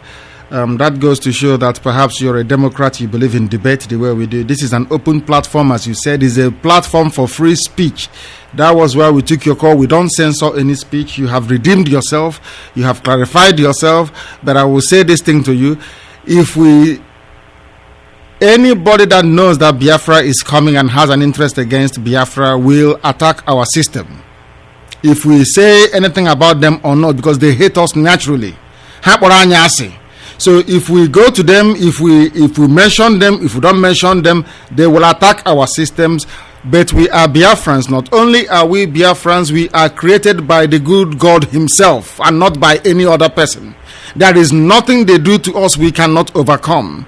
Ojukwu told them many, many years ago that even the stones will rise up to fight for Biafra. He meant it literally. And the time has come. And we are going to take possession of our inheritance, which is our freedom. Yoruba people are dead in the water. We want them to do their worst. And should we fail to get Biafra, everybody is going down with us. Everybody, Hausa, there will be nobody left in that country. Everything there will die. We want the world to understand where we are coming from, that life to us is meaningless. Life is absolutely meaningless. And we are telling them that they either let us go or the whole place goes down with everybody in it. Then the white man can come and suck oil forever. That's what we're telling them. So we are not afraid of anybody. Talk less. Who are Yoruba people? They have never won any war in their life. Benin conquered them. They came from Benin people. All they know is mouth, to make mouth, to deceive, to cheat, and to lie. That's what they do. They are cowards. So if they are, yeah, I just hope that I've clarified myself, and the subsequent callers will know that that is not what I meant. I never meant to maybe say that we don't have right to insult them. That wasn't what I meant. That's okay. I was just trying to suggest it as a strategy, because by all means they will be trying to distract us or attacking the system, all those things. That was why I suggested that. No. And I stand to be corrected, and I will accept it wholeheartedly, because I don't want anything to affect. Because sometimes if I don't get ready Biafra, I will be thinking maybe they have attacked it. You understand me? That's what I will be thinking. So that was why I suggested that anyway. So I never meant to say that all they did was right. No, that wasn't my intention. So thank you very much. Thank you very much. This is Radio Biafra, the caller on the phone. Your name and where you are, please. This is Radio Biafra. Your name and where you are, please. The caller on the phone. Yes, my name is Lawrence Chukwudi, so calling from Greece. Can you hear me? Yes, you are calling from Greece. Go ahead, we can hear you. Raise your voice, please. We can hear you. Go ahead. Okay, my voice is up. I want to contribute and say thank you to Your line is not clear, my brother. Please try and call us back. It's not clear. Kenneth Rem, are you still there from Dublin? Are you still there? Are you still there? No, I don't think they are. We'll try and get him back. I don't know if he's still there. Can you hear me? Hello, can you hear me? No, I don't think you can hear me. Yes, please, go ahead, my dear brother. Please go ahead. Yes. So lest we forget what I was saying before, going to our spiritual practice as a people, as Igbo, we need to investigate it and see where we have gone wrong and be able to correct it. I discussed with you the issue, and you mentioned this word, and I wrote it down. Words, corrupt priesthood affecting us in Igbo land. Our religion and our religiosity, we need to look into it and examine it and expunge whatever we feel is negative in it. And where I'm going to, because Biafra, we can't go into Biafra with uncleanliness, with wickedness. God will not grant it to us. If you go through the scriptures, for example, and I know we're Christians, we're people of the scripture, we're people of the book, as they say in some quarters. You go through the scriptures. One thing that God had mentioned in the Bible that He detests, the most important thing that He detests, is idolatry. Idolatry. That is having something else as God beside Him. This is we need to get through a spiritual renaissance, sort of a spiritual transformation, where we have to, with understanding that we have to be upright people for God to grant us our freedom. Because our freedom, we're not held back by Nigeria. It is us and what we're doing and our relationship with God that determines that, whether we have our Biafra complete freedom or not. So that is my personal belief. And when we mention about corrupt priesthood, we mention about the practices, ritual practice of our people. And this is, if you go to the scriptures, and for those who want to check this, you can do so. Priesthood must only be from direct descendants of Aaron. In Numbers 18, 1 to 7. That's what is read. If you go to Numbers 18, 1 to 7, it talks about priesthood coming from direct descendants of Aaron. But if you go to 1 Kings 12, 31, Jeroboam built shrines in high places and appointed priests from all sorts of people, even though they were not Levites in Israel.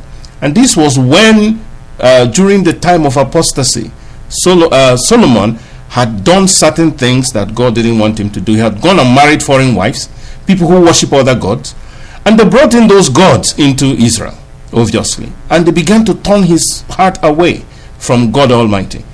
And this was also mentioned in the Bible earlier as one of the decrees that God gave. He told them, do not worship or do not marry from other places. Not because those people were inferior to them. No, God is not into the inferiority business of one person being more inferior than another. No. Israel is not chosen because they are superior, and He mentioned it to them. He said, I'm doing this not because I'm sending you into this land, not because of your righteousness. You don't have that righteousness. He said, well, because of the sin that those people were committing. That's why He drove them out of that land. So it's very important we keep this in mind. And when Solomon began to marry other wives from different lands, and these wives are married in certain ways. For example, in terms of treaty, if you want to form a treaty with another king, you exchange your daughter for his own. And his daughter, you marry his daughter, he marries your own. This ensures that you have a sense of security in your relationship between that nation and another nation, so that you don't attack each other. Because you don't want to attack where your daughter is, or to kill your own grandchildren and things like that.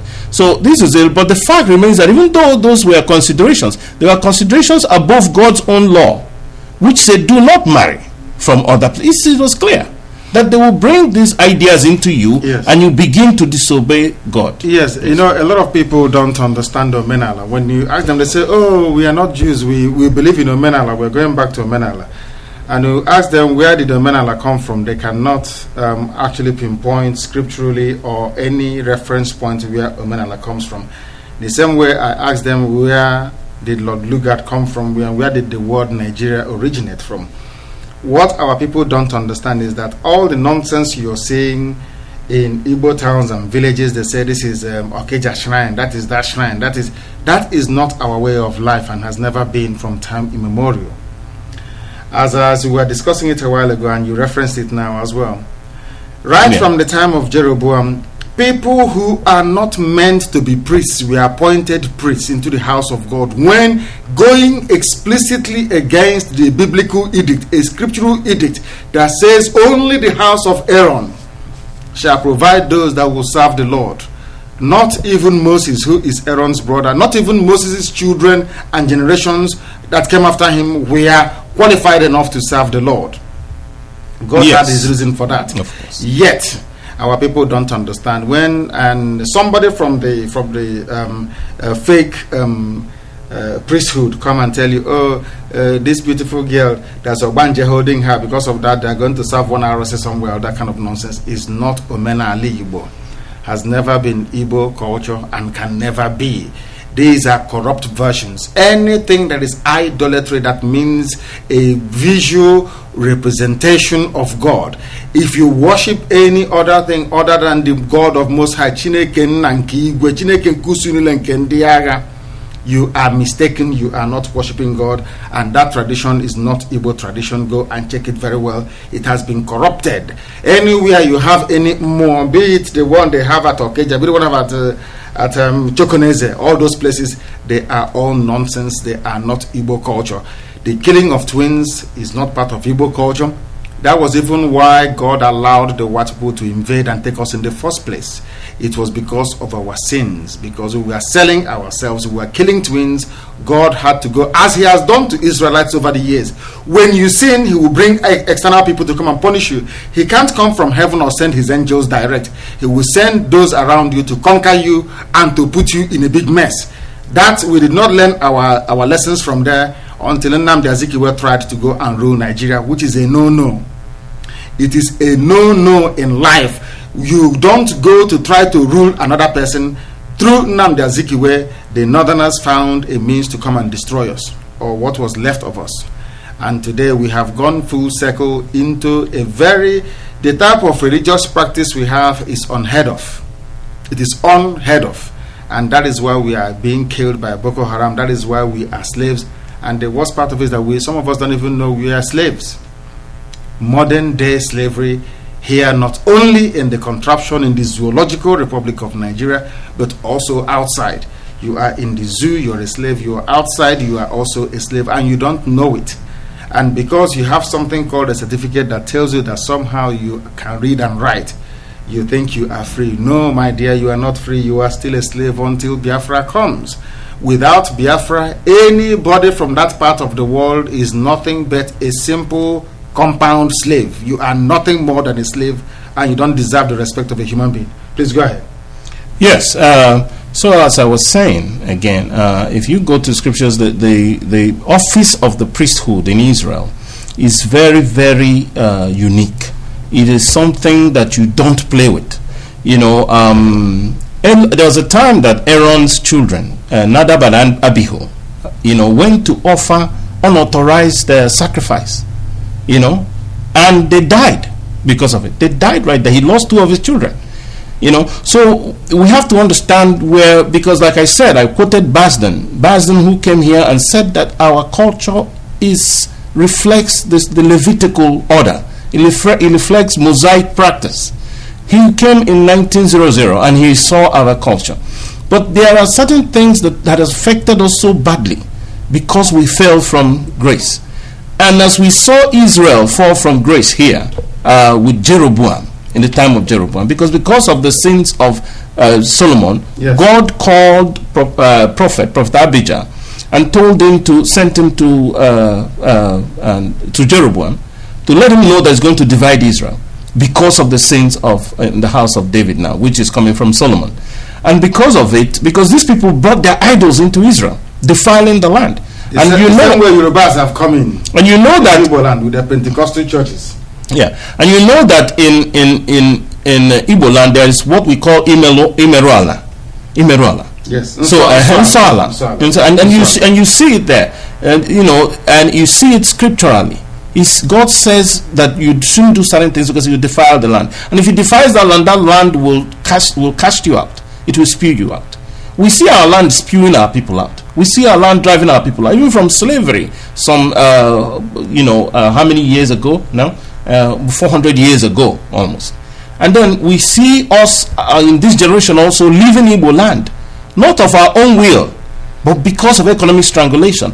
And when you talk about this, you have some of our people who deny that is not what is happening, but we know that is true. These things have spiritual undertones, underlying effects that are into it. And like I said about our relationship with other people, anybody who will see evil and not condemn it, don't have anything to do with them. They are evil.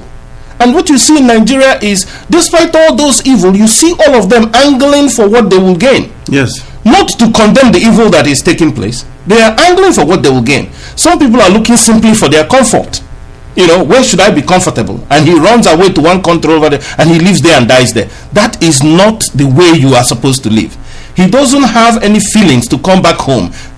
Home becomes something of a dread to our people. When they come, they talk about kidnapping and all the rest of it. These things came from certain defilements that came into our culture and our religion. And then you have a meeting in village meeting.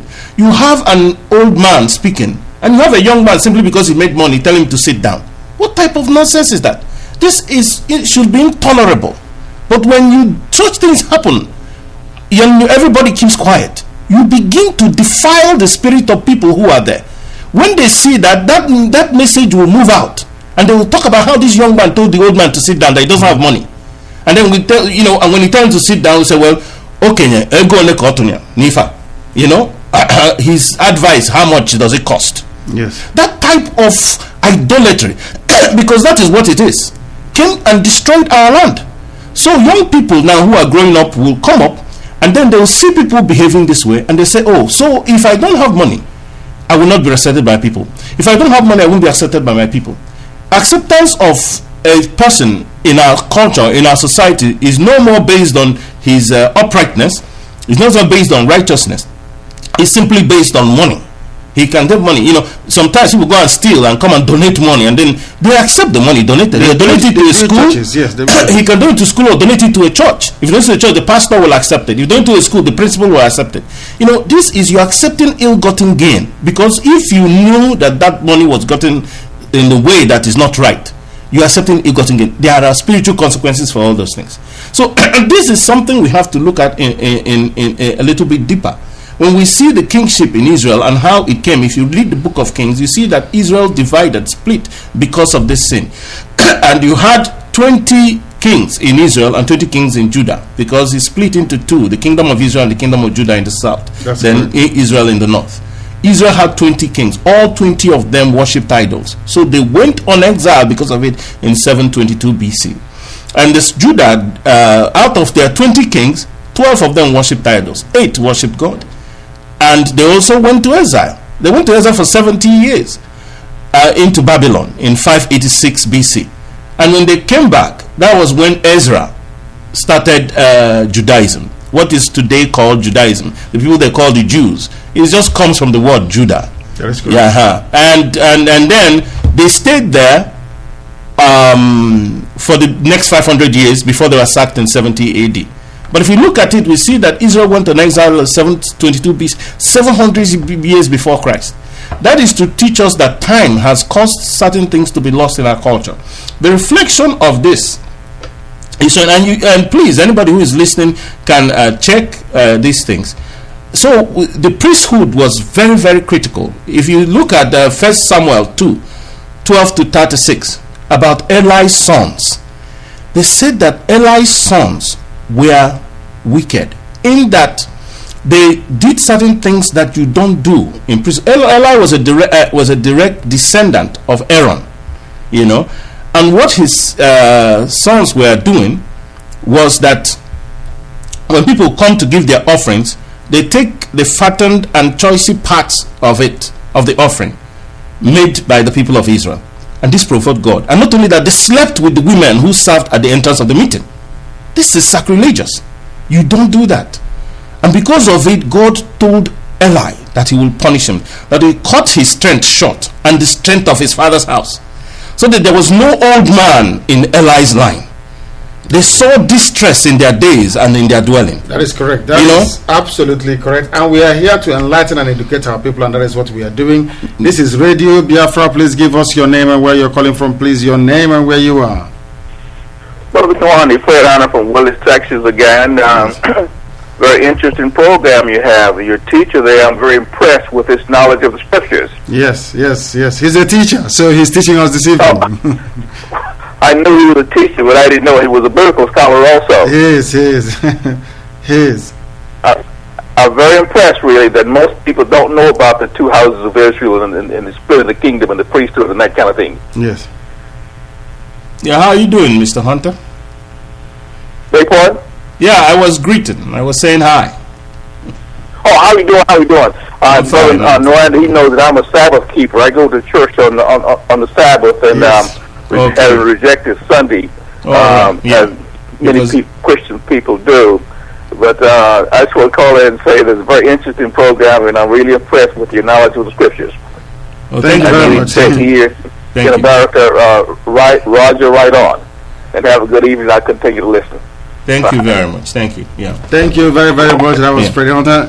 Acknowledging the very wonderful teaching you're giving us today. I have learned so much since I came here yesterday. Your knowledge of the scriptures and how you relate it to our day-to-day experience is astonishing. And that is why a lot of people are quiet. The lines have gone quiet because a lot of you are listening. And we promise you that Radio Biafra is not like any other radio station. Here you learn something. When you're listening to Radio Biafra, bring your dictionary, bring your calculator, bring your Bible. Also bring an exercise book. Bring a pen with you, because you are going to learn so much. This is the only medium on this planet where you get so much information for nothing. Sometimes I wonder if you have any need to go to school to study history or to study politics or to study any discipline within social sciences, because here at Radio Biafra we give you everything you need to be able to make informed life choices. I'm Nnamdi Kanu. I'm hosting this program today from Los Angeles, courtesy of our dear brother Odi Morgalo, who is here with me in the studios of Radio Biafra hosting this program this wonderful evening. If you're joining us for the very first time, we welcome you. The number to call is on the top right hand side of your screen. Should you wish to participate in this conversation, we are looking at the scriptures. We are looking at how Omena Igbo came, how corrupt interpretation of spiritual edicts led us to the worshipping of idols. We are not idol worshippers. Tell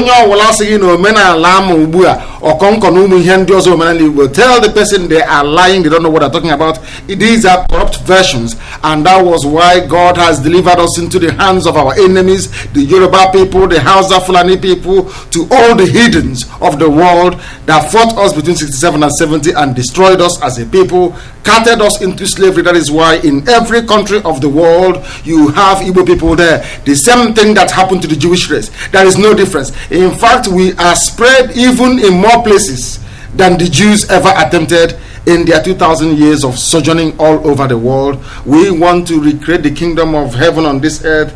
That country is Biafra. We are going to build it, God willing, and by his special grace. We are not retreating in our endeavor. We are not afraid of any human being. It is either we get Biafra or we die trying to get Biafra. There are a lot of cowards in the United States, we know that. People that answer to Igbo names, people who are heading organizations, who are chairmen, secretary, and all the rest of it in organizations. We know that they are cowardly. Some of them do not understand what it means to be an Igbo person. They answer Igbo without knowing what it means. Believe you me, if you know what it means to be an Igbo person, you know you are not only special, but you are princely. Why you are in another person's country as a slave is beyond me. Please go ahead. Yes, so like I was saying, God's punishment on Aaron's house and lineage came, and he said that also he would cut off from the altar, that those whom he didn't cut off from the altar will be spared only to blind their eyes with tears and grief. in their hearts, and that all Eli's descendants died in their prime of life, and all would die in the prime of life. So all of them died in their prime of life. That is a curse. And when God curses you, man will not save you. And we can see that in Aaron's, if you read the scriptures, the Old Testament, you see here, which is the Torah, that's what the Jews call the Torah. You see that God was always kindled with anger when people worshipped idols. And the first thing in the Ten Commandments was, do have no other God beside me. And so the practices, and why do people go and seek other gods? Because they want security. They want progress. But you're wanting those progress and security from a God that didn't create you. You're wanting it from a different God. There's only one true God. The God Jehovah, the God of Abraham, Isaac, and Jacob, is God of Israel himself. And sometimes I tell people who get angry when Israel is mentioned, I said, you have to find out why you are angry when Israel is mentioned. There is nothing, God is not into making anybody more special than the other. But God has chosen Israel to manifest his power, and he had a covenant with them. That covenant Israel broke. If you go to the book of Kings, you see the problems of worshiping idols and how it brought Israel down. So why I'm saying this, and Israel returned. They are returning gradually. They are coming to the knowledge of the Most High again. And this is God's desire for everybody in the world. Everybody at all. But you must love the truth. You must love God first before you can come to him. If you don't love him, you will move away from him. So you see, here also I want to mention another example on 1 Kings 18 about Elijah and the prophets of Baal, where Elijah gathered 450 prophets of Baal and 400 prophets of the Asherah. Asherah was a pagan goddess of the Canaanites and Assyrians and Babylonians. The common symbol of this cult was a tree trunk. They have a market. They first of all make sure that the tree trunk doesn't have branches, and they remove that the branches are removed, and that images are carved into them, and God sent Elijah to Ahab because there was a 3-year drought, in Israel for 3 years. And why was this drought? This drought was a punishment for what they were doing, and so he sent Elijah to Ahab. And in those days, they say that the word of the Lord came to Elijah. So they wait for the word of the Lord to come. Yes. And when it comes, then things begin to happen. And it came eventually. It came after 3 years. And it was sent to Obadiah, who was in charge of King Ahab's palace. But Obadiah, even though he was in charge of King Ahab's palace, hid over 100 prophets of prophets of God Almighty in caves, in 2 caves, and fed them with food and water. He hid them because Ahab was killing those who were prophets of God. So Obadiah was risking his life doing that. So when he met Elijah, Elijah asked him to send the message through him to Ahab. First of all, he was scared because he said he was going to die if he goes to tell Ahab to come see Elijah. He told Elijah, if he comes here and didn't see you, what is going to happen? And he met Obadiah because Ahab told him to go and search for fields where their horses can feed. Because there was drought, there's a lot of grasses that already died. When there is drought, there is scarcity of lively plants, verdant plants around. So he went one direction, Ahab went the other, and they went to. Then Obadiah was able to meet Elijah. So eventually he sent for this Ahab. Ahab came and met him, and that was when Elijah confronted Ahab and told him to get the prophets of Baal to meet at Mount Carmel, where there will be a show of power, because he accused Ahab of leading the people of Israel astray. Yes. And when they met there, while I go on, Baal was also a Canaanite god. Baal is a prince now. Yes. It's the devil. It's a Canaanite small god. It was made from the shape of a bull, representing strength, fertility, lust for power, and sexual pleasure. Yes. And so Elijah said, "Okay, all of you come." Let's see who is God. And there's something that's very important. He said that these prophets of Asherah and Baal, that they ate at the table with Jezebel. 850 wicked prophets ate at the table with Jezebel, who was the queen then. And eating signifies something in Jewish culture, and in Igbo culture the same thing it signifies. Eating to with somebody is having fellowship with him, having fellowship. So when you have that fellowship, is also a kind of covenant that you're having with the person. So when they came, eventually Elijah invited them, and they came. And after that, you all know the story of how they called on Baal and cut themselves up so that fire will consume the bull that was set on the altar if he was God. You know, and remember, those people who were Baal prophets and Asherah prophets, they were Israelites. Yes. They were Israelites. And the ones that are hidden in caves were also Israelites. So Israel was divided. They were fighting between themselves. There was, based on what their beliefs were on. So it's there are serious consequences to allowing the people to veer off their belief when you believe in the one and true God Almighty. You know, and eventually when fire couldn't come down there in Mount Carmel to burn, when the Baal and the Asherah prophets called on their own God, it was not possible. You know, Elijah mocked them and then told them to wait. He asked them to bring water and pour on the altar and pour on the bull. After soaking it with water, he now called on God Almighty, and fire came down and consumed everything, including the water. And after that, he said he dragged them to the river Kishon, to the valley of Kishon, and slaughtered all of them. He killed all of them. Yes. Those people who support evil, a time will come when the consequences of what they're doing will come to an end. God will bring their wickedness to an end if they do not change, if they do not repent. Yes. There are also what is called detestable practices. If you go to Deuteronomy 18:10-13, the warning from God Almighty of Israel is this: let no one be found amongst you who sacrifices his son or daughter in fire, who practice divination. Ibafa. Of course, divination. Yes, of course. Ibafa in Igbo. Or sorcery. Sorcery, fortune telling. Yes. Sorcery, which is what Yoruba pastors are doing. Yeah, interprets omens and engages in witchcraft and cast spells. That when you go and say, I predict this is going to come to you, I predict that is going to come to you, in Yoruba, you are bringing curse upon Igbo people. You are bringing curse upon yourself and your family. God is not happy with it. Sometimes people wonder and say, oh, where is Radio Biafra coming from? We say here you learn everything, including religion, including God himself. You will get to know God himself, the true God that all true people serve, not the type of God that come via the shape of Pentecostal churches. This is the true God, preaching what is biblical, what is there in the Bible. As we speak, we reference the Bible, tell you where it is, to tell you that what is happening to our people today was because we have sinned against God.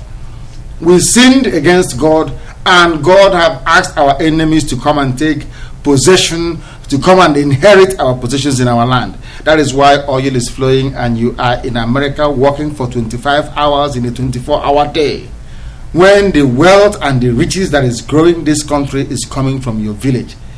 If you don't look around and ask yourself what is wrong with you, then you know you are not fit to be a human being.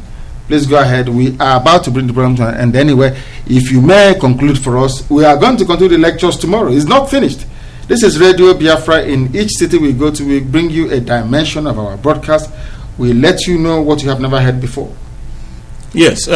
So some of these several processes were also having medium spiritists and consulting the dead. And this is very important. It's not good. Not good at all. Let's take it. Yes, your name, please, and where you're calling from. This is Radio Biafra.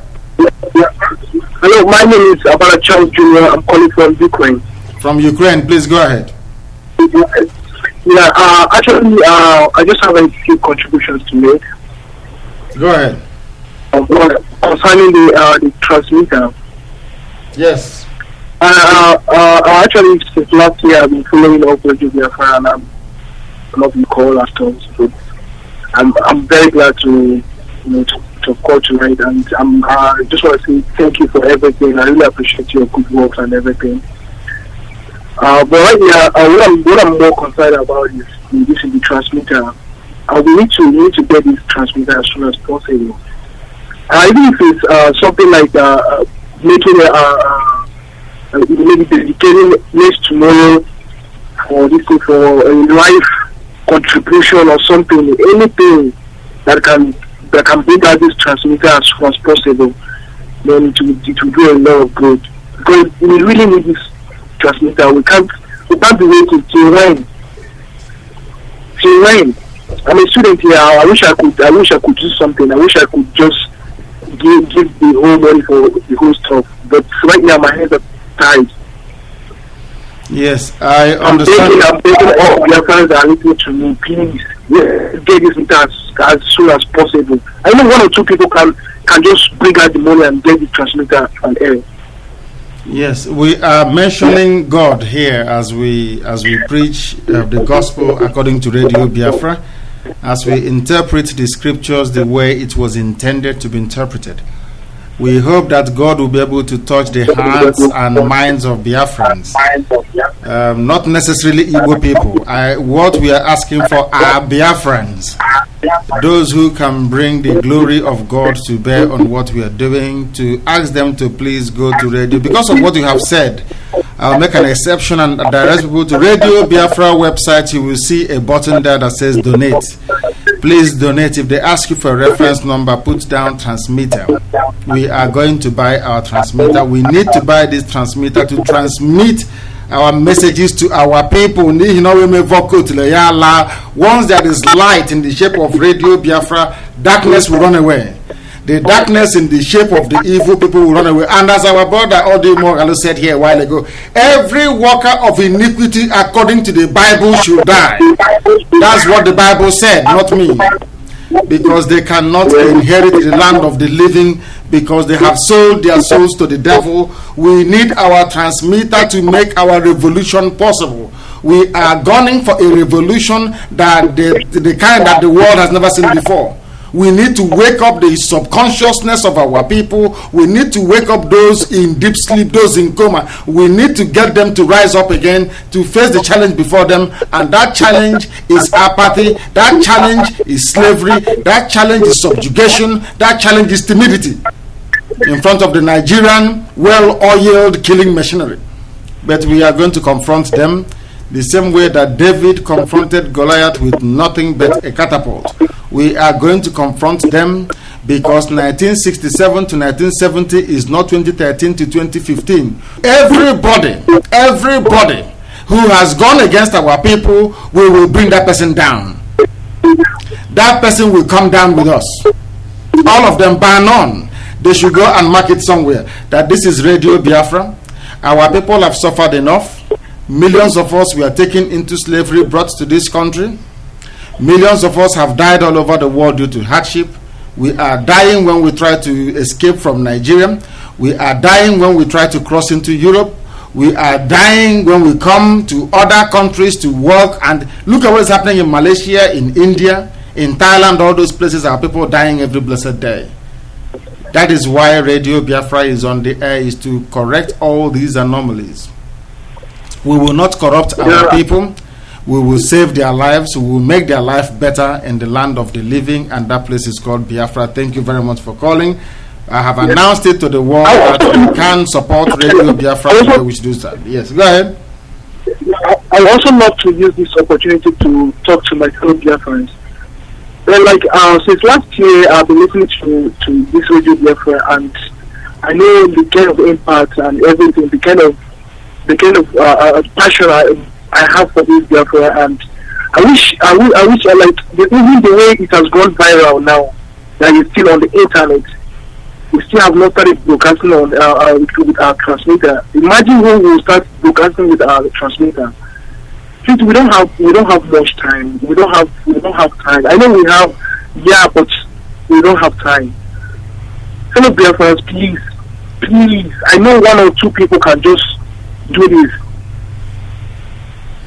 Yes, we are going to do that. We'll announce them. Yes, I hope that your appeal. We hope that your appeal has gotten to them, and we hope that they do something about it.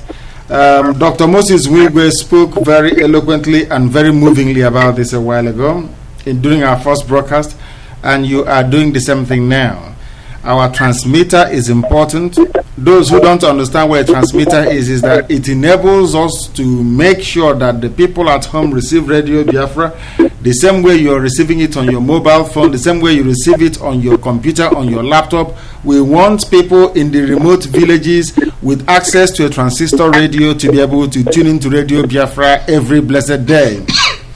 That will stop Yoruba people from bending their minds. That will stop the Nigerian well-oiled media from telling them that they are Nigerians. This is the first time we are going head-to-head and competing with these people. We are all over the world, that is true. Millions of people are listening to Radio Biafra, that is true. But we also want to make it possible for our people in the villages to receive our news, because that is the theater of battle. That is where darkness is fighting with light. That is where good is fighting evil. That is where the sponsors of iniquities in our land, the governors that we have, the senators, the House of Reps, that is where they are. And we are going to confront them. And for us to sweep them away from power, we need only a trusted transmitter. Thank you very much for calling, and God bless you.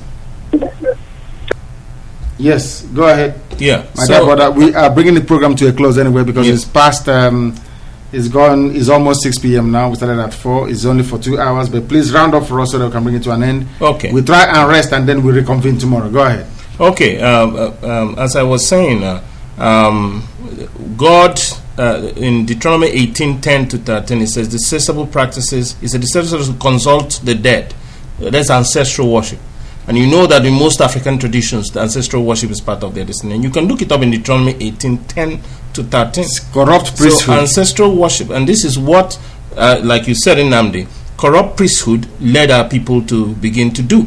You know, yes. Now, bansi, corruption. You know, those type of things are what is defiling the land. You know, when that land becomes free of any idol, then God is invited in, as many of us are doing now. You know, a time will come, we will see the deliverance of the Most High, and it was Him that will deliver, not man, because the hands of man are too short. And the Bible talks about delivering us with the power of His right hand. Yeah, but that doesn't mean doing and not buying transmitter. Delivery means buying transmitter. Yeah, of course. It involves. You know what people, when they say, when you say, oh, only God can deliver, not man. They will go sit down and wait for God to come and do it. Yeah, faith without works is dead. Thank you very much. Yeah, thank you. Faith is one works is dead. Yes. Thank you very much. And tomorrow, like you said, tomorrow we are reconvening here. We are here in Los Angeles, courtesy of our dear brother, whom you've heard his voice. We are doing the best we can. We are not. I think I must have made a mistake earlier to say we will corrupt them. We will not corrupt them. We will kill them. That's what we're going to do. Everybody, every worker of iniquity in our midst will die, because they cannot. That is what the Bible says, not me. That is what the Bible says. If you go and read it properly, the type of Bible we read is the original Bible, not the fake one, being bandied about by Yoruba pastors. Here on Radio Biafra, we speak the truth and nothing but the truth. If you don't like it, you go somewhere else. We are here to bring about Biafra. We are not going to surrender. We are not going to abandon this very struggle. We are asking you to, every evening when you come, every morning when you listen to Radio Biafra, please take a pen and a piece of paper and recall everything we tell you. Radio Biafra is not slackening. We are not going back. We are not going to build hotels. We are not going to buy cars. We are not going to build mansions. We are not going to lead a life of ostentation. We are not going to be frivolous. We are going to be disciplined. We are going to be focused. We are going to be God-fearing, both secretly and outwardly. We are going to be very transparent, and we are going to succeed. These are the hallmarks upon which the new Biafra is going to be founded. The new Biafra will be a place of transparency, of truth, and of honesty. All the nonsense, fetishness, and idolatry will become a thing of the past. Biafra will come here to stay, not just now, but for eternity. If you have joined us today, we thank you very much. but we are asking you please to go and tell your friends, go and tell your family members, tell everybody around you that the path to redemption is a very simple one. It is simply www.radiobiafra.co, not .com, .co. If you go through that website, you are halfway into heaven. That heaven is called Biafra. Thank you very much wherever you are on this planet. It is goodbye from me from here in Los Angeles. We are saying thank you very much and God bless all of you. Same time, 7 p.m. Biafran time tomorrow, 7 p.m. You join us, or later today for yourself, please. For us here, it is still evening. It's just gone past 6 p.m. in the evening here in Los Angeles. Thank you very much and God bless all of you.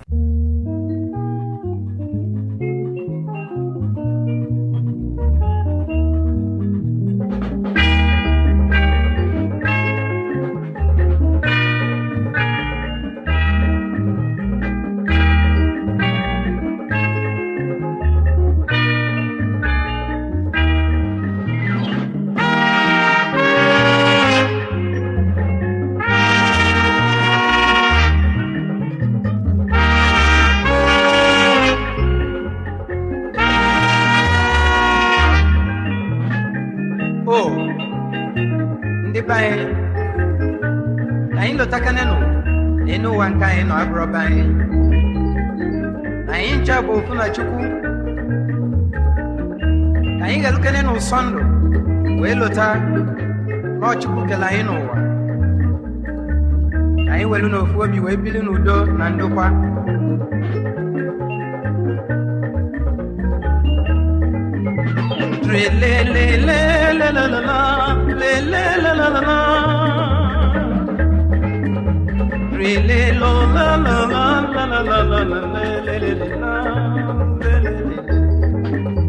Eu no sondo e bucanha,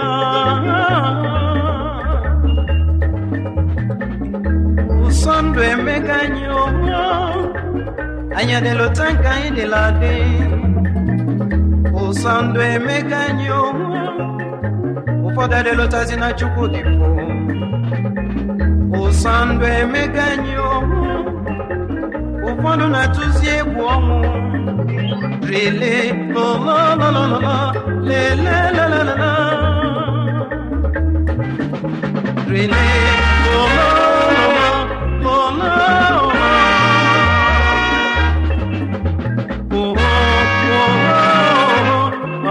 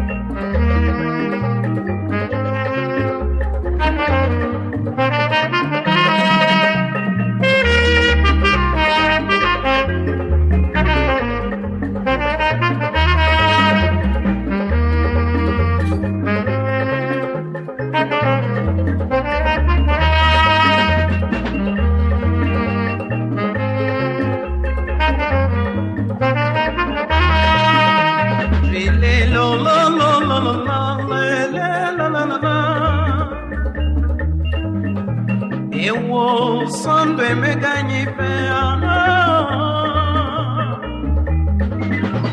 Rile lo